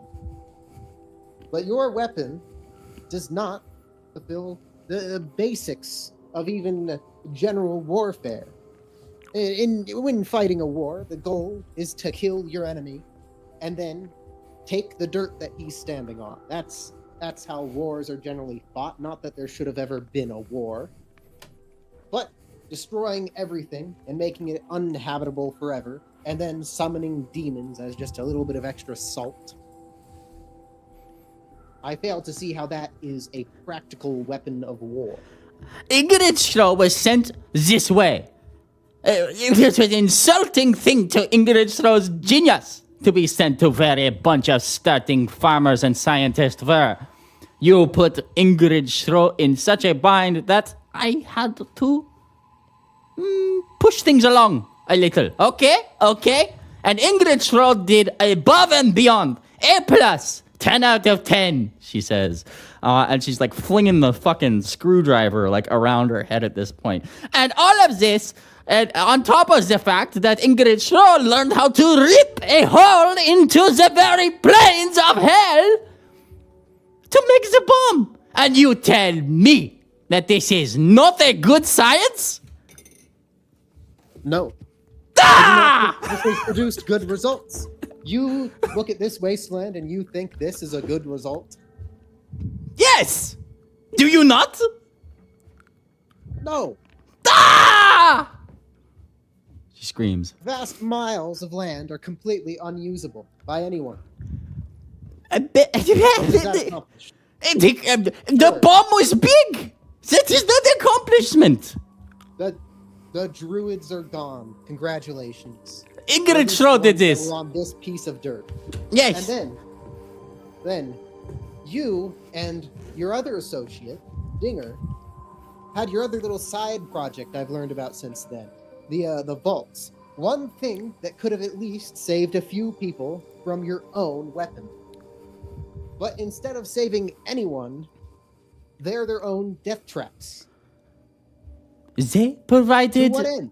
They provided very valuable input about the longevity of those who are put into a confined environment. You know, Crucible, Dinger was... I've read the reports. Yes! Science is good and all, but it must be applied to be useful. Look, you know as well as I do that Dinger likes his theoreticals and that ponies are very social... She's just like ranting Even if on. these were useful results, they were never applied into a vault that actually keeps people alive.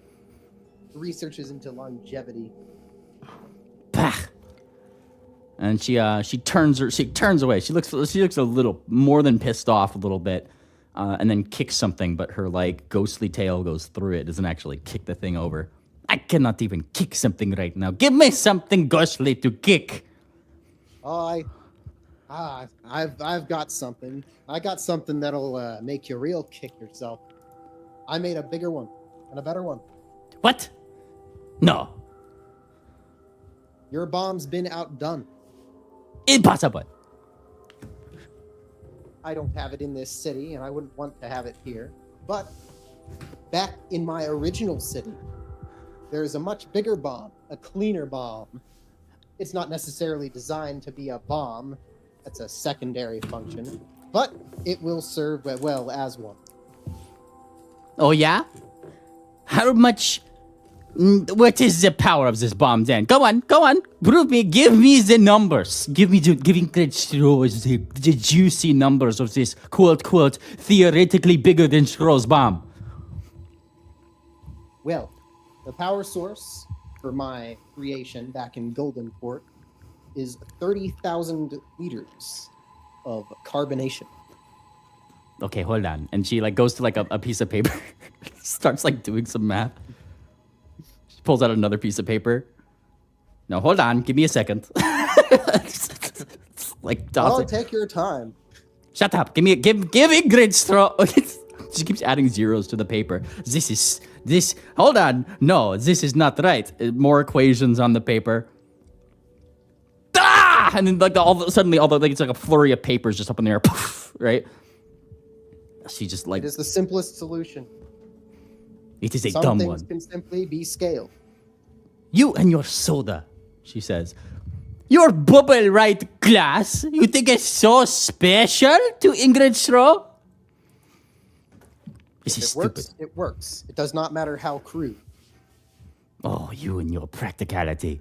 At it again. And she kind of just like huffs away, goes right back to the papers and like picks them up. And she keeps trying to do like equations on it. Impossible. No one can put that much carbonation into a confined space. Oh, not with the technology that was developed here. But I assure you, before I even came here, I perfected the soda glass. And you came all this way just to embarrass Ingrid Straw in front of her very good friends. And she looks at you guys. No, I came all this way to clean up your mess. It's still an ongoing project. Ingrid Straw would beg to differ. This is not a, quote, mess. Well, I suppose this has been a thoroughly unproductive conversation. Okay, wait. Okay, I'm sorry. Ingrid Straw is sorry, okay? Is that what you want to hear? Ingrid Straw is sorry. Oh, sorry, yes. Okay. You know, yes, that definitely covered... No. What do you want Ingrid Straw to do then, huh? What do I have to do to make the Crucible himself love Ingrid Straw again? All right. What should Ingrid Straw do so we can be buddy and I can go into the lab with you again, huh? Have you ever created something that doesn't destroy? Have you ever created, researched anything, a technology that can help someone? No. Yes, definitely, yes. No, actually, no, I have not. Yeah, that's what I expected. You want Ingrid Straw to do boring science? This is really the key? Not everything has to explode. It's fun and all, I admit. But with all that you've caused, and you haven't even shown any sort of remorse or desire to fix the problems you've created. Fine. Ingrid Schro will... She, like, grits her teeth like she hates saying it. Adopt some scientific morality into her works. Like, you can hear the concrete sound, you know? She's, like, grinding her teeth. That didn't I'm rolling a perception check to see if she's decepting. Go for it. As far as you can tell, she does not seem to be telling a lie, as she is having to wrench these fucking words off of her chest. Huh. Moon Planner, you want to double check? Yeah, I'll double check real quick. Let's see it.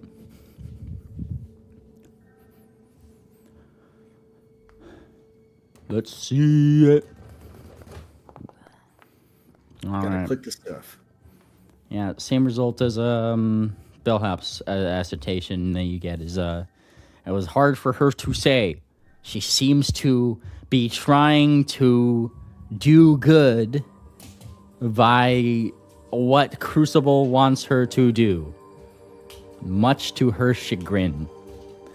As you guys are scrutinizing Shro, a particular little LED blinks on Crucible's head, like he's just come to a conclusion of some background task. Now, you just might have been right. He turns towards you, Moon Planter. Oh. This scan, while not exact, is quite similar to the anomaly detected by the original C engine. It was What? speculation, but it did make sense at the same time. Certainly, if I were in control of a weapon and I detected something that could wipe out the continent, I would voraciously attack it. Wait, you mean the scan that you just did on the sample? Yes, the scan of this sample in this jar you have here very closely matches the anomalous data of what the C engine detected as a threat.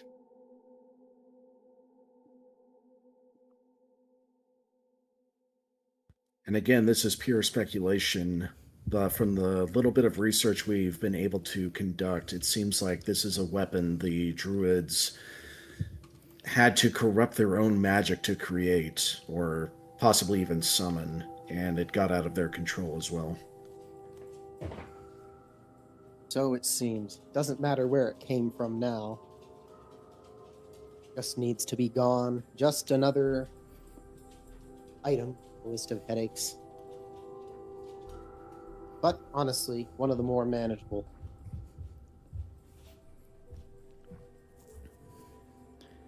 And Burns and it dies. Ingrid Schro kind of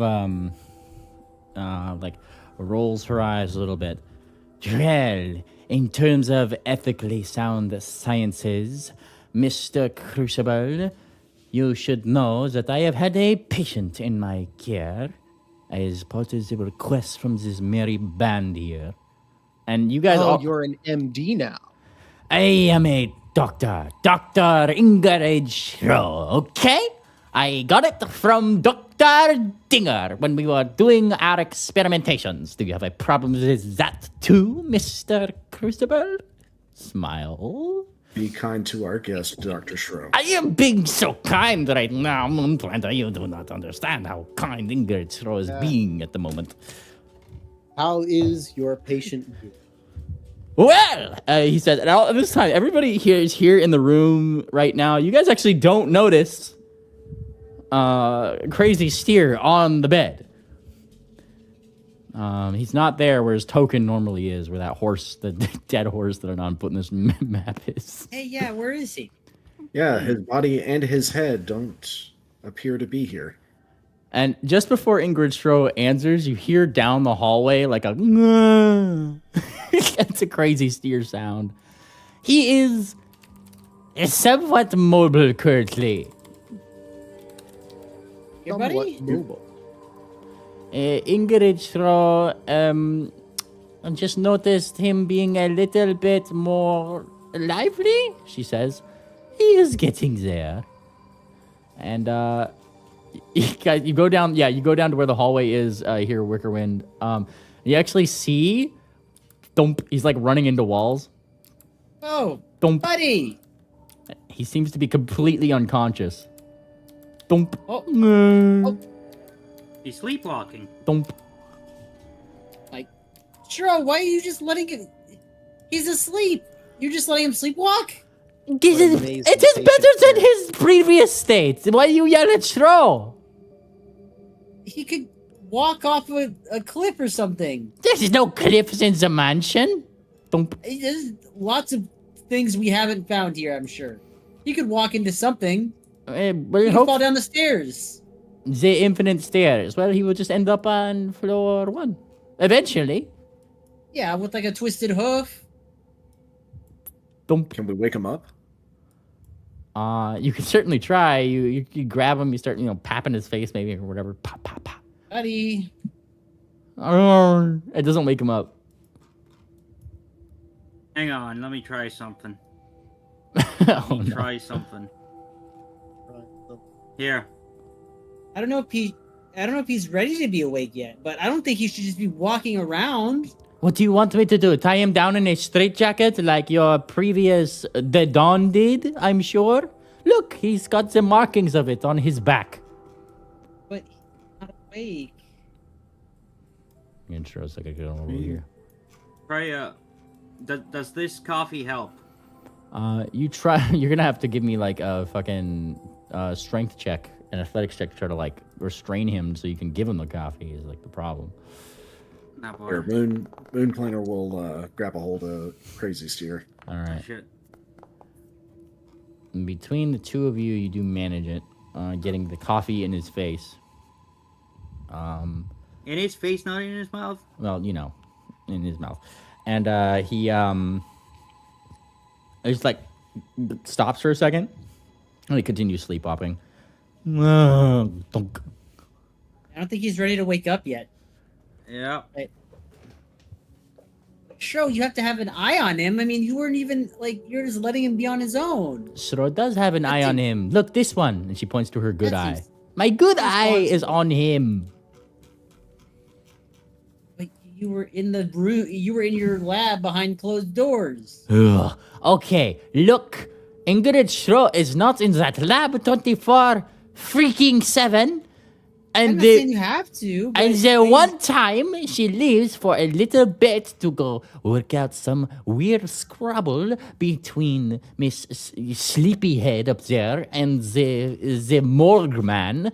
I come back and he is just out of bed and wandering the halls sounding like a ghost. That's a good idea. Cozy!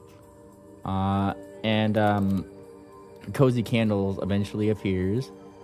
Hello. Hi. Hi, Cozy. We have a sleepwalker. Oh. Can you help us? Yeah. And she kind of nods. Where should he be sleeping? In Shro's office, lab? Yeah. And she just kind of lets her ghostly tail wrap around his antler. And he just kind of just sleepwalks and follows. It's time for bed, you. Lucky guy.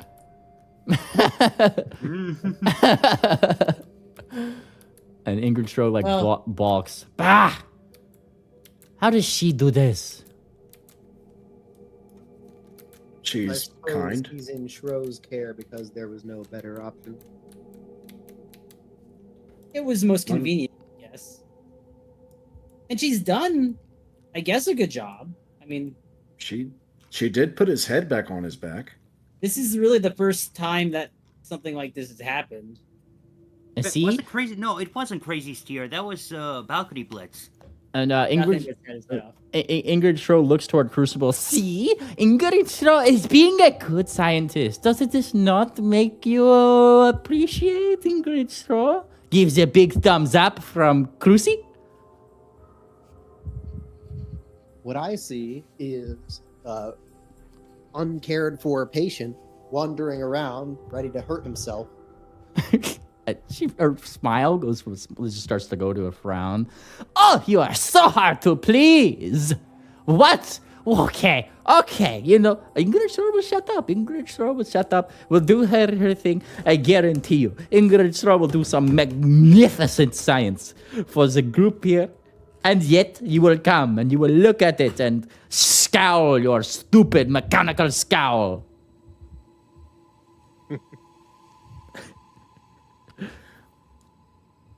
Under our patronage, Crucible, we will make sure she does something brilliant.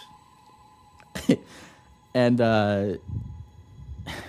she puffs out her chest a little bit. Yes, brilliant. Yes.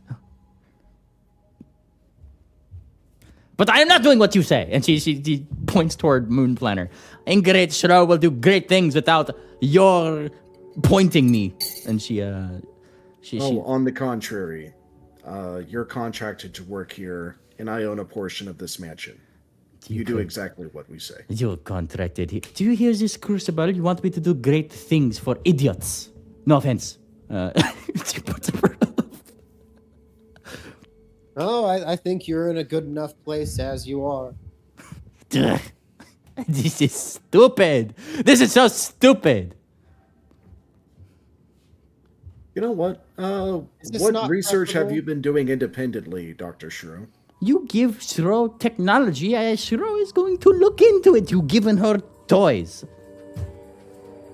Surely, Shro, if you ever did pass on from your ghostly status, you'd end up in the same hell you claim your bomb's energy comes from.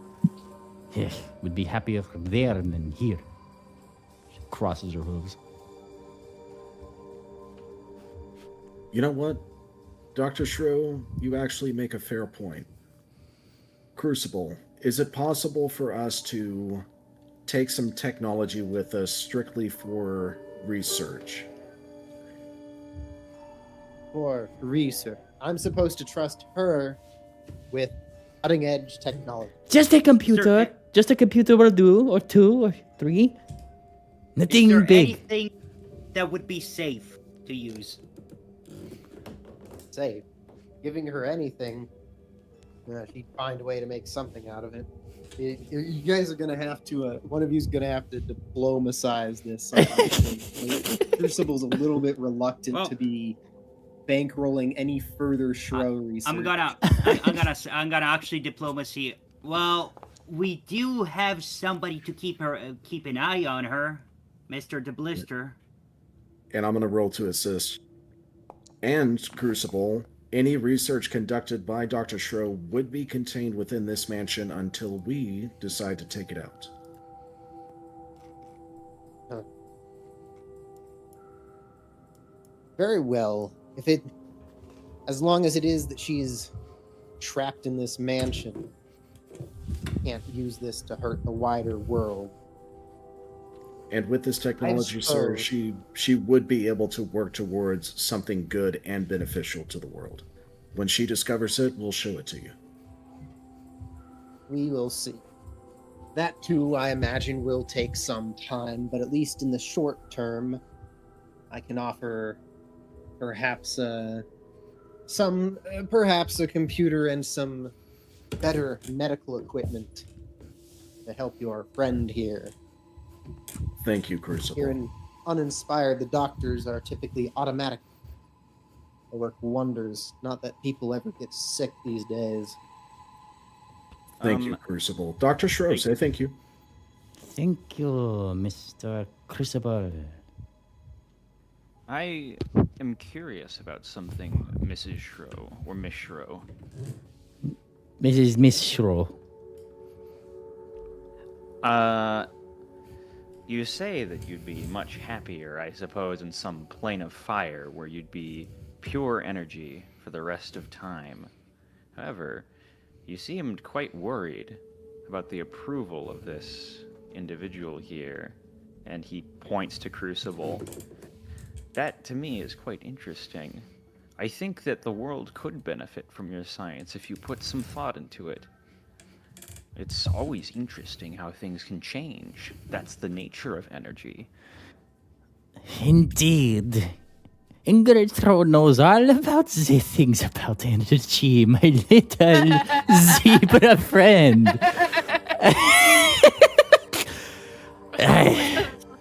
Well said, Stockade. Ingrid Throw will consider this a character building activity. Okay?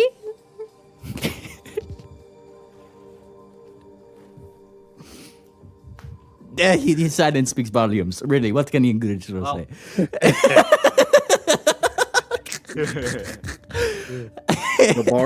The bar is high, Dr. Shro, but we have faith you'll accomplish this. Okay, No, Ingrid. no, the bar is quite low. You have set I the bar assure so you. high for Ingrid Throw. Do not say anything else. Ingrid Throw will go straight to her office and keep doing this thing. Okay, bye. Bye. Goodbye, Dr. Shro. There she goes. Sir, out of curiosity, why At least is I she can so- cross that headache off of the list. Out of curiosity, why is she so obsessed with you?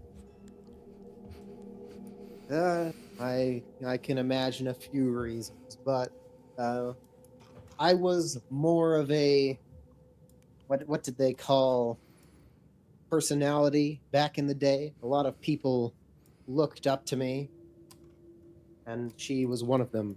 I'm sure she just seeks approval because he looked up to me back then. You could weaponize it. Against You know, why do you use weaponize? Yeah, bad Talking choice about of word. Shro. Bad choice of words. Either way, I don't think it's too high a bar to just make one thing that can better the world. And perhaps she can prove me wrong one day. Maybe she can do some good. But it seems more up to you at this point. Now we'll keep her in check. I believe that concludes anything we need in here. This lighting is becoming tiresome. Yes, let us leave this dreary place. Yeah, it's the RGB dimension. Back to the floor, yeah? Yeah. Yeah, we should grab the mortals and take them out of the mansion with us. All right, mortals come out of the mansion, and you guys are Even like crazy steer? Wow. Maybe not crazy steer. Yeah. On the way out, Crucible would turn to you and the planet and say, I hope it was worth it. More than you would ever know, Crucible. Thank you.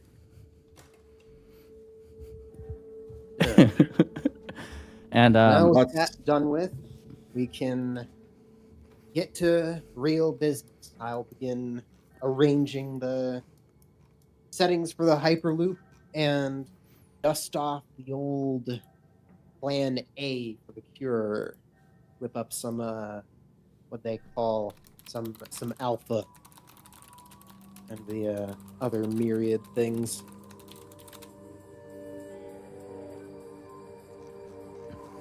And Thumbtack just kind of like does a little nod. That sounds good to me. To get out of this place. And one more matter of business, sir, Mr. Crucible. Yes. And he picks up Tangent. My girlfriend's smaller than me.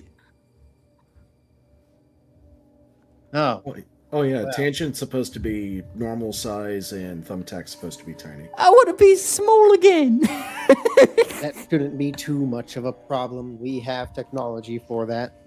We have the technology. Wasn't that We have the wear out eventually on its own? And why? I wonder why you guys are still like this.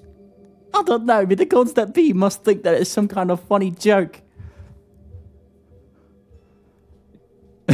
And he kind of like he puts you on his head, Tangent. She needs to be bigger again. I don't like sneaking around like a normal folk.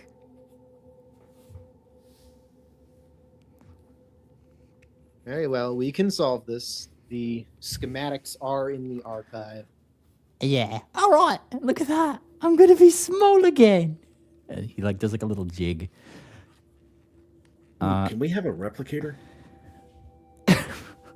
No. Aw. Wait. What? What about a synthesizer? He says. I have not been to the world beyond this place for a long time. I don't know the exact state of things, but I am fairly certain that they are not ready to have the things that we do here.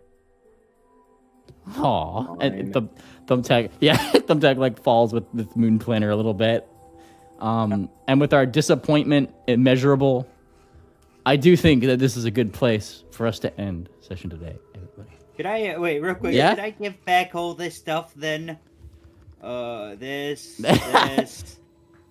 Oh, no, you keep a hold of it. Whatever you have on you, Crucible's just like not going to give you a whole replicator to like destroy the economy of some city. He understands what these things could do if somebody else got their hands on them. Okay. Yeah. All right. Well, with that being said, I think we got some good plans in order. I'm going to go ahead and push the button. If everyone wants to say bye. Happy Thank Wiedersehen! Thank you very much for joining us. Wiedersehen. We'll see you next time on the Bannermanes. Woo!